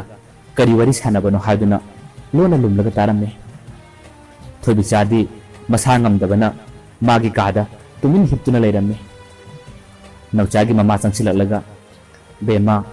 ꯅꯪꯕꯨ ꯅꯁꯥ ꯈꯔ ꯅꯨꯡꯉꯥꯏꯔꯕ꯭ꯔꯥ?" ꯍꯥꯏꯗꯨꯅ ꯍꯪꯂꯛꯂꯝꯃꯤ꯫ ꯊꯣꯏꯕꯤꯆꯥꯗꯣ ꯇꯞꯅ ꯈꯨꯝꯂꯛꯈꯤ, "ꯈꯔ ꯅꯨꯡꯉꯥꯏꯔꯦ ꯏꯃꯥ." ꯅꯥꯎꯆꯥꯒꯤ ꯃꯃꯥꯅ ꯑꯁꯨꯝꯅ ꯑꯃꯨꯛ ꯃꯈꯥ ꯇꯥꯔꯛꯈꯤ, "ꯅꯥꯎꯆꯥꯒꯤ ꯊꯕꯛꯀꯤ ꯄꯩꯁꯥꯁꯨ ꯄꯤꯅꯕ ꯂꯣꯏꯈ꯭ꯔꯦ꯫ ꯊꯕꯛꯁꯤꯁꯨ ꯁꯣꯏꯒꯗꯕ ꯃꯥꯟꯗ꯭ꯔꯦ꯫ ꯅꯪꯅ ꯄꯥꯡꯕꯤꯔꯤꯕ ꯃꯇꯦꯡ ꯑꯁꯦ ꯀꯔꯤꯅ ꯂꯃꯟ ꯁꯤꯡꯒꯗꯕꯅꯣ ꯑꯩ ꯍꯥꯏꯐꯝ ꯈꯪꯗ꯭ꯔꯦ꯫ ꯅꯪ ꯕꯕꯥꯗꯤ ꯀꯗꯥꯏ ꯆꯠꯈꯤ?" ꯊꯣꯏꯕꯤꯆꯥꯅ ꯇꯞꯅ ꯈꯨꯝꯂꯛꯈꯤ, "ꯕꯕꯥꯗꯣ ꯊꯕꯛ ꯑꯃ ꯆꯠꯈꯤꯕꯅꯦ." "ꯃꯁꯤꯗꯤ ꯀꯔꯤꯒꯤ ꯂꯃꯟꯅꯣ ꯏꯃꯥ? ꯉꯁꯤ ꯑꯩꯅ ꯄꯤꯈꯤꯕ ꯂꯨꯄꯥ ꯂꯥꯈ 2.5 ꯗꯨꯗꯤ ꯗꯥ ꯅꯥꯎꯆꯥ ꯏꯕꯥꯅꯤ ꯃꯇꯝ ꯑꯃꯗ ꯃꯔꯨꯞ ꯌꯥꯎꯃꯤꯟꯅꯈꯤꯕꯅꯦ꯫ ꯃꯥꯅ ꯄꯩꯁꯥ ꯇꯨꯡꯐꯝ ꯂꯩꯇꯦ ꯍꯥꯏꯕꯗꯨꯗ ꯃꯔꯨꯞ ꯌꯥꯎꯔꯒ ꯇꯨꯡꯁꯤ ꯍꯥꯏꯗꯨꯅ ꯃꯥꯒ ꯑꯩꯒ ꯌꯥꯎꯃꯤꯟꯅꯈꯤꯕꯅꯦ꯫ ꯃꯗꯨꯒꯤ ꯃꯔꯨꯞꯇꯨ ꯐꯪꯂꯒ ꯃꯥꯒꯤ ꯊꯕꯛꯇ ꯃꯇꯦꯡ ꯄꯥꯡꯕꯕꯨ ꯀꯔꯤꯒꯤ ꯂꯃꯟ ꯑꯣꯏꯗꯣꯏꯅꯣ ꯏꯃꯥ?" ꯋꯥꯍꯩ ꯑꯁꯤ ꯇꯥꯕꯗꯅꯤ ꯅꯥꯎꯆꯥꯗꯣ ꯃꯁꯥꯗꯣ ꯑꯃꯨꯛ ꯍꯦꯟꯅ ꯆꯔꯥꯡ ꯈꯣꯏꯔꯥꯡꯅꯔꯤꯕ꯫ ꯃꯍꯥꯛ ꯀꯩꯗꯧꯅꯨꯡꯗ ꯊꯣꯏꯕꯤꯆꯥꯒ ꯃꯔꯨꯞ ꯌꯥꯎꯃꯤꯟꯅꯈꯤꯕ ꯂꯩꯇꯦ꯫ ꯊꯣꯏꯕꯤꯆꯥꯅ ꯍꯥꯏꯔꯤꯕ ꯋꯥꯍꯩ ꯑꯁꯦ ꯁꯦꯝꯖꯤꯟ ꯁꯥꯖꯤꯟꯕꯅꯤ, ꯃꯍꯥꯛꯅ ꯍꯥꯏꯖꯤꯜꯂꯤꯕ ꯋꯥꯅꯤ꯫ ꯊꯣꯏꯕꯤꯆꯥꯅ ꯑꯃꯨꯛꯀ ꯃꯈꯥ ꯇꯥꯔꯛꯏ, "ꯏꯃꯥ, ꯅꯪꯅ ꯑꯁꯤꯗ ꯂꯥꯛꯄꯗꯤ ꯗꯥ ꯅꯥꯎꯆꯥꯅ ꯈꯪꯕ꯭ꯔꯥ?" ꯃꯃꯥꯗꯨꯅ ꯈꯨꯝꯂꯛꯏ, "ꯈꯪꯗꯦ, ꯃꯍꯥꯛ ꯊꯕꯛ ꯑꯃ ꯆꯠꯊꯣꯛꯈꯤꯕꯅꯦ." ꯊꯣꯏꯕꯤꯆꯥꯅ ꯑꯃꯨꯛ ꯍꯥꯏꯔꯛꯏ, "ꯅꯪ ꯑꯁꯤꯗ ꯇꯣꯏꯅ ꯂꯥꯛꯀꯅꯨ ꯏꯃꯥ. ꯃꯥꯅ ꯀꯔꯤꯒꯨꯝꯕ ꯈꯪꯂꯕꯗꯤ ꯅꯪꯕꯨ ꯁꯣꯏꯗꯅ ꯁꯥꯎꯕꯤꯒꯅꯤ. ꯅꯪꯉꯣꯟꯗ ꯑꯩꯅ ꯃꯥꯅ ꯇ꯭ꯌꯨꯁꯟ ꯆꯠꯄ ꯃꯇꯝꯗ ꯐꯣꯟ ꯇꯧꯔꯛꯄꯗꯨꯗꯤ ꯐꯣꯟ ꯅꯝꯕꯔꯗꯨ ꯀꯛꯍꯟꯗꯕ꯭ꯔꯥ?" ꯃꯃꯥꯗꯨꯅ ꯃꯈꯨꯝꯂꯛꯏ, "ꯅꯪꯒ ꯋꯥꯔꯤ ꯁꯥꯟꯅꯕ ꯂꯣꯏꯕ ꯈꯨꯗꯤꯡ ꯐꯣꯟ ꯅꯝꯕꯔꯗꯣ ꯂꯩꯀꯥꯏꯒꯤ ꯑꯉꯥꯡ ꯑꯃ ꯀꯧꯔꯒ ꯐꯣꯟ ꯅꯝꯕꯔꯗꯣ ꯑꯩꯅ ꯀꯛꯍꯟꯕꯅꯤ. ꯅꯪꯒꯤ ꯗꯥ ꯅꯥꯎꯆꯥꯅ ꯅꯈꯣꯏꯗ ꯑꯩꯅ ꯆꯠꯂꯤ, ꯅꯪꯒ ꯋꯥꯔꯤ ꯁꯥꯟꯅꯩ ꯍꯥꯏꯕ ꯀꯔꯤꯃꯠꯇ ꯈꯪꯗꯕꯅꯤ ꯏꯕꯦꯝꯃ." ꯊꯣꯏꯕꯤꯆꯥꯅ ꯑꯃꯨꯛꯀꯁꯨ ꯍꯥꯏꯔꯛꯈꯤ, "ꯂꯤꯟꯊꯣꯏꯗꯤ ꯄꯩꯁꯥ ꯄꯥꯡꯕ꯭ꯔꯥ ꯏꯃꯥ?" ꯃꯃꯥꯅ ꯍꯥꯏꯔꯛꯈꯤ, "ꯄꯥꯡꯉꯤ. ꯃꯥꯅ ꯄꯥꯡꯕꯗꯤ ꯃꯥꯗꯤ ꯄꯩꯁꯥ ꯄꯥꯏꯕ ꯏꯃꯨꯡꯒꯤ ꯃꯤ ꯑꯣꯏꯕꯒꯤ ꯄꯩꯁꯥ ꯄꯥꯡꯕ ꯉꯝꯕꯅꯦ. ꯑꯗꯨꯒ ꯅꯪꯅ ꯉꯁꯤ ꯄꯥꯡꯂꯤꯕ ꯃꯇꯧ ꯑꯁꯤꯗꯤ ꯇꯁꯦꯡꯅꯃꯛ ꯏꯃꯥꯒꯤ ꯊꯃꯣꯏ ꯑꯁꯤ ꯎꯕ ꯉꯝꯗꯦ ꯏꯕꯦꯝꯃ." ꯊꯣꯏꯕꯤꯆꯥꯅ ꯍꯥꯏꯔꯛꯈꯤ, "ꯉꯁꯤ ꯑꯩꯅ ꯃꯇꯧ ꯑꯁꯨꯝꯅ ꯇꯧꯋꯦ ꯍꯥꯏꯕꯁꯦ ꯗꯥ ꯅꯥꯎꯆꯥꯗꯗꯤ ꯇꯥꯛꯊꯣꯛꯄꯤꯒꯅꯨꯀꯣ ꯏꯃꯥ." ꯃꯃꯥꯅ ꯍꯥꯏꯔꯛꯈꯤ, "ꯀꯅꯥꯗꯁꯨ ꯇꯥꯛꯊꯣꯛꯂꯣꯏ. ꯅꯪꯒꯤ ꯗꯥ ꯅꯥꯎꯆꯥꯗ ꯀꯔꯤꯃꯠꯇ ꯑꯩꯅ ꯈꯪꯍꯜꯂꯣꯏ." ꯊꯣꯏꯕꯤꯆꯥꯗꯣ ꯉꯥꯛꯇꯪ ꯂꯩꯔꯒ ꯇꯞꯅ ꯑꯃꯨꯛ ꯍꯥꯏꯔꯛꯈꯤ, "ꯏꯃꯥ, ꯉꯁꯤ ꯑꯩꯅ ꯃꯉꯥꯎ ꯊꯤꯔꯤꯕ, ꯉꯁꯤ ꯑꯩꯅ ꯂꯥꯡꯂꯝꯂꯤꯕꯁꯦ ꯑꯩꯒꯤꯁꯨ ꯅꯪꯒꯨꯝꯕꯤ ꯑꯩꯕꯨ ꯁꯦꯟꯅꯕꯤꯅꯕ ꯏꯃꯥꯗꯣ ꯂꯩꯔꯝꯂꯕꯗꯤ ꯉꯁꯤ ꯑꯩꯅ ꯂꯥꯡꯂꯝꯂꯤꯕ, ꯉꯁꯤ ꯑꯩꯅ ꯃꯉꯥꯎ ꯊꯤꯔꯝꯃꯤꯁꯦ ꯃꯉꯥꯎ ꯊꯤꯔꯝꯗꯕꯁꯨ ꯌꯥꯏꯀꯣ." ꯊꯣꯏꯕꯤꯆꯥꯒꯤ ꯋꯥꯍꯩ ꯑꯗꯨ ꯇꯥꯕꯗ ꯃꯃꯥꯅ ꯍꯥꯏꯔꯛꯈꯤ, "ꯅꯪ ꯀꯔꯤꯒꯤ ꯑꯗꯨꯝꯅ ꯉꯥꯡꯂꯤꯕꯅꯣ? ꯅꯨꯡꯉꯥꯏꯇꯕ ꯀꯔꯤꯝꯇ ꯈꯟꯒꯅꯨ. ꯅꯪꯒꯤ ꯅꯃꯥꯅꯦ ꯑꯩꯁꯦ, ꯅꯃꯥꯃꯛꯅꯤ ꯈꯜꯂꯣ." ꯋꯥꯍꯩ ꯑꯁꯤ ꯍꯥꯏꯔꯗꯨꯅ ꯊꯣꯏꯕꯤꯆꯥꯒꯤ ꯃꯕꯨꯛꯅꯤꯡꯕꯨ ꯃꯃꯥꯅ ꯊꯤꯟꯖꯤꯟꯕꯤ꯫ ꯃꯇꯧ ꯑꯁꯨꯝꯅ ꯊꯣꯏꯕꯤꯆꯥ ꯑꯃꯗꯤ ꯅꯥꯎꯆꯥꯒꯤ ꯃꯃꯥꯅ ꯁꯥꯟꯅꯔꯤꯕ ꯋꯥꯔꯤꯁꯤꯡ ꯑꯗꯣ ꯅꯥꯎꯆꯥꯅ ꯂꯣꯏꯅ ꯇꯥꯔꯕ ꯃꯇꯨꯡꯗ ꯅꯥꯎꯆꯥꯗꯣ ꯋꯥꯈꯜ ꯃꯣꯟ ꯃꯣꯟ ꯈꯜꯂꯛꯈꯤ, "ꯀꯔꯤꯅꯣ ꯉꯁꯤ ꯑꯩꯅ ꯊꯦꯡꯅꯔꯤꯕ ꯃꯑꯣꯡ ꯑꯁꯤꯕꯨ? ꯑꯩ ꯃꯪꯂ ꯇꯥꯏꯕꯪꯂ ꯍꯥꯏꯐꯝ ꯈꯪꯗ꯭ꯔꯦ." ꯍꯥꯏꯗꯨꯅ ꯃꯍꯥꯛ ꯉꯥꯏꯍꯥꯛꯇꯪ ꯆꯃꯝꯅꯈꯤ꯫ ꯃꯐꯝ ꯑꯗꯣ ꯊꯥꯗꯣꯛꯂꯒ ꯃꯍꯥꯛ ꯌꯨꯝꯗ ꯋꯥꯈꯜ ꯅꯨꯡꯉꯥꯏꯇ ꯌꯥꯝꯅ ꯊꯨꯅ ꯄꯔꯞ ꯂꯥꯛꯈꯤ꯫ ꯊꯣꯏꯕꯤꯆꯥꯅ ꯅꯥꯎꯆꯥꯒꯤꯗꯃꯛ ꯃꯇꯦꯡ ꯀꯌꯥ ꯄꯥꯡꯈꯤꯕꯗꯣ ꯅꯥꯎꯆꯥꯅ ꯇꯥꯕ ꯃꯤꯀꯨꯞꯇ ꯃꯍꯥꯛ ꯋꯥꯈꯜ ꯌꯥꯝꯅ ꯅꯨꯡꯉꯥꯏꯈꯤꯗꯦ꯫ ꯇꯧꯕꯇꯕꯨ ꯋꯥꯈꯜ ꯐꯅ ꯅꯨꯡꯉꯥꯏꯇ꯭ꯔꯕꯁꯨ ꯃꯇꯝ ꯑꯃꯗ ꯊꯣꯏꯕꯤꯆꯥꯅ ꯃꯉꯣꯟꯗ ꯂꯥꯛꯅꯈꯤꯕ, ꯃꯉꯣꯟꯗ ꯁꯥꯟꯅꯈꯤꯕ ꯀꯨꯝꯍꯩ ꯀꯌꯥꯗꯨꯅ ꯃꯔꯝ ꯑꯣꯏꯔꯒ ꯃꯍꯥꯛ ꯊꯣꯏꯕꯤꯆꯥꯕꯨ ꯅꯨꯡꯁꯤꯕꯗꯤ ꯉꯝꯗꯦ꯫ ꯃꯍꯥꯛꯀꯤ ꯋꯥꯈꯜꯗ, ꯃꯍꯥꯛꯀꯤ ꯊꯃꯣꯏꯗ ꯈꯜꯂꯤ, ꯊꯣꯏꯕꯤꯆꯥꯅ ꯐꯅ ꯑꯩꯉꯣꯟꯗ ꯃꯇꯦꯡ ꯄꯥꯡꯂꯕꯁꯨ ꯊꯕꯛ ꯁꯨꯔꯒ ꯅꯠꯇ꯭ꯔꯒ पैसा से कनादगिनो लाप पुब तौरगा थोबिचागी पैसा से सोइदन अइना पिथोखिनी हाइबगी वखलदा नौशादो चटनुन खनबा होरखी महाक नसीदी थबक क्या सुरखी थबक सुबत नतना महाक लिंथोइगा फावबा तानाखी नौशाना लिंथोइददी पैसा सिंग अदो थोबिचारा सिंगबगिनी हाइदुनदी ताकथोखिदे महाकना करिगुमा थबक खरा सिजिन्नबगिनी हाइदुना लिंथोइगा मखोय अनि तानारगा पैसा अदो नमदना सुनबा सागतखी मसिदसु नतना नौशाना ममादा महाकना थोबिचा खोइदा चटपदो चटकनु हाइदुनसु थिंखी ममाना करिगिनो हाइदुना हंगबदा नौचाना यामना फजब लोंदा मीगी ममांगदा फजदे मीना नोकनगदबा मीना सैगदबा थबकतो तौहन्निंगदे हाइदुना महाना ममाबु थोबिचागी मनाका चलहनखिदे मतम खरा लेरगदी नौचा अमदि लिंथोइना सागचबा पैसादो मसिंग सुरे लिंथोइना पैसा मयाम मतेंग पांगे नोंगमा नौचाना थोबिचाबु वरी अमुक्ता सानसी हाइदुना कौखी थोबिचादो मतम कुइरबगी तुंगदा नौचाना वरी सानसी हारकपदा यामना हराउखी महाक नौचागा वरी सानबा लाखी वरी सानबा नुमित अदुदा नौचाना बेग अमदगी पैसा मयाम अमा पुथोरलगा थोबिचादा पीखी पैसा सिंग अदु पीरगा नौचाना असुमना हारखी से नंगना अइगी थबकता पांगबिखिबा पैसादुने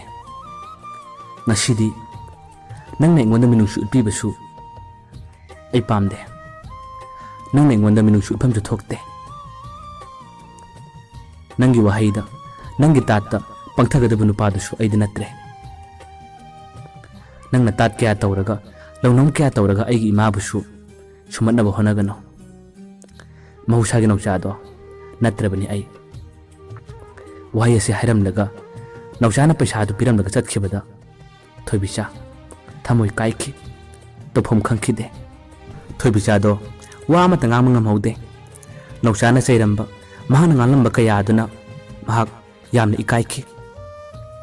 numitugi matungdagi mahak wakhan kaya khanki nungaitaba amadi pendaba kayaduna mahak ngasidi tamna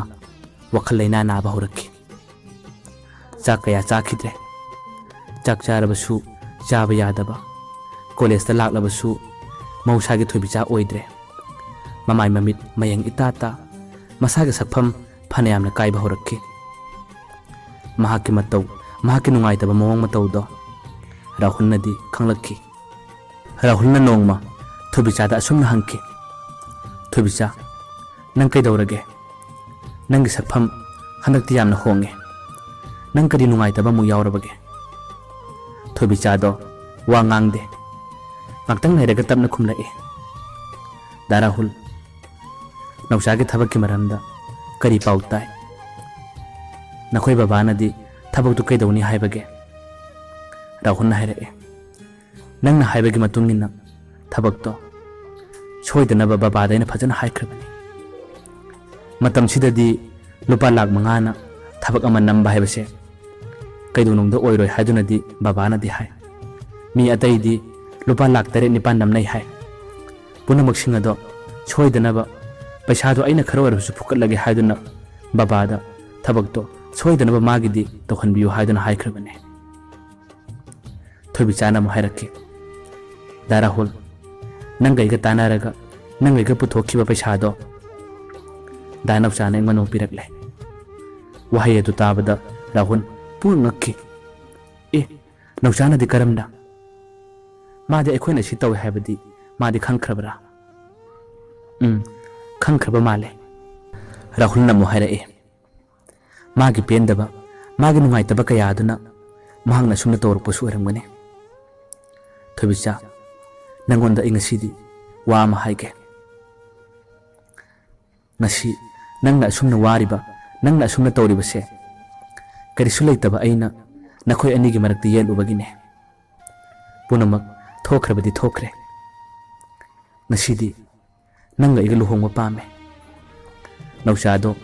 magi nusijabi linthoi gidabuk lepkhrasano nangna adumna milu pirang kangdana wana leigadabi saruk nanga iga luhongnase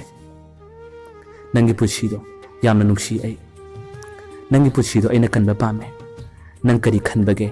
हाइदुना Rahulna Thobichada halaki. Thobichana Mukumlaki. Daan Nauchagi Tabak Shiniana Duna. Mana Tabak Tobodo, Yamni Ninge. Karigumba, Mana Tabak Torabadi, Nang Hibado, Soidan Ayage. Magi Tabak Soidanaba,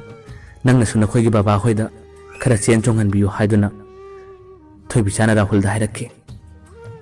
Rahulna Thobichara Tajaba Tamki. Pare. Nang Habigi Matumina. Baba so I can attack lage. Magi Tabak is Soidanaba Haiduna. Rahulna Thobichada, Tajabakayam Supiramki. Nashidi, Nauchasulin Toida, Nuxi Hadana Pondokre. Makoi Ani, Koinaba, Marile Naba Horaki. Matamayambada, Makoi Ani Koi Visatpa, Punbakayam Sutoraki. Matam Gimatumina, Matam Kayaho Krebagitunda, Nauchagi Tabak Amuk, Rizal Autoraki. Naucha, Tabak Kalare. Tabak Kalaba Matunda, Nauchagi Wakalda, Matamama the Mangonda, Rahul Nakiba, Karim Nakiba Kayadugi, Laman Kumge Haduna, Chapduna Leblaki. Nasidi, Tabak Torba Matung, Tamani Layraga. Nauchado, Makinushi Jabilin Toy Puraga, Rahulgi Mangda, Lenaba, Karim Nabakayam Shahuraki. Rahuldi, Nauchana Mangonda Lena Riba, Toriba Mong Singado, Toydoni Henna, Choning the Penda Mamata Paude. Matamamada, Mana Tokiba Kayadugi, Nauchana Laman Kunjaribani, Pen the Begito Jaribani Haidana, Kandoe. Mahang Sumna Panadorabasu, Nauchana Mu, Tobichagi Mamangda, Lintoi Puraga, Lenaba, Mahakimanga Toribong Matokaya Sitadi, Rahul, Tasing the Penkide, Taushu the Honingde. Mahakatabakase, Rahul Lamadi, Tobichana, Yamnawana Chen Chonki Habadudi, Nauchagi Mamangdi, Kaidon the Hidokide, Mangon Sukadon Kutak Toki the late. Noma, Ita Taja the Benumil Amada, Rahuldo, Nauchagi Manakta Laki. Mahana Nauchada Suna Wari Saraki. Naucha Tobichaga Eagle Honga Dore. Nauchado, Tawasade. Karim never give one Kumlaki. Nanga Tobichaga Honga Dore. Masika Dosha Havano. Longa Dore has a Pau people like Libra. Pau people like Pagiwana Teda. Tobichana Nanga, where you among Sanaba Pami High. Nang Maga Muktung Warisano. Mahoji Masangam the Bakuirabane. Nauchado Kariam Nargam Kusukumle Toshinaribani, Tadam Haven opinion. Mana Nai, Masangam the Hashinaribedo. Mana Ailak Navatoribane. Hojib Maga Igoris Hana Karikana do you know? Aigidi Lintoile Lintoidi Punama Aigini Lintoiga Iga Marilene, Nana Karetambio. Maga Igoris Hana Basangloi, Hidana. Nang na Paupur Labanina, Nang Namukta Haibiko Hidana. Nauchana Kariam Naraga, Rahul the Hiraki. Nangalin Togi Marakta, Tobichana Kadon the Yakadabanate. Mahak, Pukchel Yana Chowine. Nang Naikoida, Lena Ribatori Singado, though Kashum Kaide. Nauchado, Shawana Kumlai. Lena Kini, Tokini. Masitabu Togi Hiduna, Matam Kaya, Nashigilumit Ashitabu. Kasil ke khanak pane masida natte kaya kayam su tokini rahun tamna khumlai madudi nangi apam mane nangi aning mane nangna tawning ba tawbada nangi mayokta ekhona laman khumlakadaba leite tawbatabu ngasi nangwanda ai wa madi haige nangdi nupa warabasu thamo singna nungsiba karino masak khangdaba nupane khanglambadi yai khanglabasu Nangina Tawasida Nangdi Nupigi the Mug Tonapana Lepangam daba Pang the Nupani hanging aide Tobichana Mangau Tiriba Manamatamama the Lang Libado Nanga Magi the Mug Pazanakia Lobiram Laba Nanga Mabu Pazana Senabiram Labadi Tobichana Lang Liba Mangau Tiribado Tiram the Bushia Nangdi Mabu Nushibak Sabane Mana Chatliba Kongtang Mana Toriba Mong Matoda Wamatangang Daba Pang the Bunupani Nangde. Nupio Bishinasu, Makogi Nushina Bunupana, Makoy Bushina Biba, Makogi the Makia Yamano Bibado, Yamana Pamjabane, Makoy no Sunipadubu, yamna kina hangwana chatkani nangdi mabu nuksirabashu magidamak kariguma amata tawba ngamdaba mamingdagi nuksibani thawna leitaba pangdaba nupane punamak nangna thoganbani haibada haimanma thokloi wahai ase hairamlaga rahuldo khara sauna chatki nauchadi rahul ngangliba tawribasing ado amata khumba nangkidre tuminna dum yenaga lehauki ngasidi haina matam kaya ama asum haujinki thoibisana nauchada wari sanasi nongmata nangina sakto amuktang yengjage haiduna pau kaya sienkhrabasu nauchana kaidonodi yakhiba leite matam kaya asum haukrabagi tungda nongmagi num amada ikang khangaudana nauchagi mamado yumdagi iping thoki nauchana mamada kadai chalibano ima haiduna hanki mamado wa amata khumde chatke tawi nauchana amukasu hangi kadai dono ima nauchagi mamado tamni ingna machana pada khumlai bungo thoibicado masangam da behenjilakpadagi mahak hoji hospital di yamna kan lekan laduna leire hai mahak manakta amukti yobirugi haiduna mamana nauchada harakke wahai du tabadani nauchasu phana yamna sauninglabasu phana nusidrabasu thoibicana adumna yamna kan hospital da lekan laduna leire habaduda mahaksu khajiktangdi nungaitaba kharadi phauki mama chatkibado mahak adum yengduna lehauki mama na hek chatkibaga ngaktang naraga ikan kanadana nupa macha ama laklaga nauchada che thoibicana pirakpa che ni haiduna che ama khaktang de pirakki che ado mahak panthaba tawdana khudakta parakki waroladuda asumdi iramki danaucha punsi sida kokpangam laroidaba mijambi Pukchel Leptabi haiba mingthol lamaga sagonadana ngasi aidi adama hingduna leire punama oiduna su nangi punsina matik chakhiba nangna aphaba mi ama oikibase masidagi hena nungaiba punsi sida amukhana su lakadaba mandre nangalin thoiga punsile pun nungaina thungnakibada maduni aigi apamba su nangi nuksibada kaidononda ai khuthingjilbai yesu yetloi tawbatabu punsigi ahanmana nusijakhiba nangsi handak marak karigino khangde yamna toina aina uninki nangbu aina amuktang ujage haiduna pau kaya chelabasu nangdi nongmata phawba lakpide nang aiba yamna kibra kigano yamna phattaba nupi natte aise dara hulbusu nangna sauribado saubigano nangi thabak soidanaba honabada makhoigi baba amadi dara hulnasu nangi mateng yamna chawna pangkhibane masina wa ama oirasunu losilakpasida nangonda ai wa matangdi phongdoklamge nang ai thamoi sengna punsigi ahanmana nusinarappa matam ado nangna matamduda nipa thoklamlaba nangna matamduda thawna leina nangna ibu nusibiramlaba nangna ibu senabiramaba tarabadi ngasi aina phajadaba Pukchel Leptabi mingtholase phanglibase phanglamdabasu yai ngasi aina lamhenbi ama oiribase masi oiramdabasu yai phare haukrabadi haukre punamak kauthoklase nangna chithiase pabu loiba matamdadi nangna aibudi amukhana ubasu phanglaroi nangi nanaktagi yamna lapna nakhoi mayamgi maraktagi kana udaba mafam amada punsise ikna chikna hinglurage lojarage nahaki matam amagi thoibicha Pukchel Leptabi warolasi parba matungdagidi nauchado kari haigadabun haifam khangdre mahak yamna thuna thingthaba tawdana thoibichana leiriba hospital aduda lakhi mahakna hek hospital jawbagadi haibaga tawbaga haibaduni thoibichagi thawai yaudra bhakchang aduda rahul yauna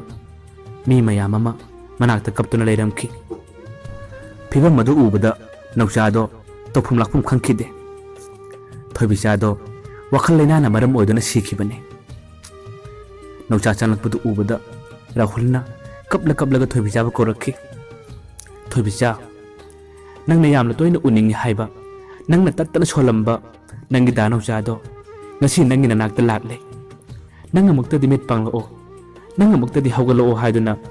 ꯔꯥꯍꯨꯜꯗꯣ ꯊꯣꯏꯕꯤꯆꯥꯕꯨ ꯀꯧꯔꯒ ꯀꯞꯂꯛꯈꯤ ꯅꯧꯆꯥꯁꯨ ꯊꯣꯏꯕꯤꯆꯥꯒꯤ ꯃꯅꯥꯛꯇ ꯆꯪꯂꯛꯂꯒ ꯊꯣꯏꯕꯤꯆꯥ ꯅꯪꯅ ꯉꯁꯤ ꯇꯧꯔꯤꯕꯁꯤ ꯀꯔꯤꯅꯣ ꯅꯪꯉꯣꯟꯗ ꯑꯩ ꯇꯁꯦꯡꯅ ꯂꯥꯜꯂꯦ ꯅꯪꯉꯣꯟꯗ ꯑꯩ ꯇꯁꯦꯡꯅ ꯂꯥꯜꯂꯦ ꯍꯥꯏꯗꯨꯅ ꯊꯣꯏꯕꯤꯆꯥꯕꯨ ꯀꯣꯜꯂꯒ ꯅꯧꯆꯥꯗꯣ ꯀꯞꯈꯤ ꯃꯇꯧ ꯑꯁꯨꯝꯅ ꯅꯤꯡꯉꯝꯍꯧꯗ꯭ꯔꯕ ꯄꯦꯟꯗ꯭ꯔꯕ ꯀꯌꯥ ꯑꯗꯨꯅ ꯔꯥꯍꯨꯜ ꯑꯃꯗꯤ ꯅꯧꯆꯥ ꯊꯣꯏꯕꯤꯆꯥꯕꯨ ꯀꯧꯔꯒ ꯀꯞꯇꯨꯅ ꯂꯩꯈꯤ ꯊꯣꯏꯕꯤꯆꯥꯒꯤ ꯊꯋꯥꯏ ꯌꯥꯎꯗ꯭ꯔꯕ ꯍꯛꯆꯥꯡ ꯑꯗꯨꯅꯗꯤ ꯃꯈꯣꯏ ꯑꯅꯤꯅ ꯐꯅ ꯀꯞꯂꯕꯁꯨ ꯀꯔꯤꯒꯨꯝꯕ ꯄꯥꯎꯈꯨꯝ ꯑꯃꯠꯇ ꯐꯥꯎꯕ ꯄꯤꯔꯛꯈꯤꯗꯦ ꯉꯁꯤꯗꯤ ꯊꯣꯏꯕꯤꯆꯥꯒꯤ ꯊꯧꯔꯝ ꯀꯌꯥ ꯑꯃꯁꯨ ꯂꯣꯏꯈ꯭ꯔꯦ ꯅꯧꯆꯥꯁꯨ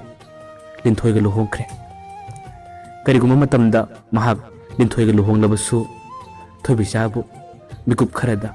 ꯊꯣꯏꯕꯤꯆꯥꯅ ꯍꯥꯏꯔꯝꯕ ꯋꯥꯍꯩ ꯀꯌꯥ ꯃꯍꯥꯛꯅ ꯏꯔꯝꯕ ꯆꯤꯊꯤ ꯀꯌꯥ ꯇꯠꯇꯅ ꯑꯗꯨꯃꯛ ꯅꯤꯡꯁꯤꯡꯗꯨꯅ ꯂꯩꯍꯧꯈꯤ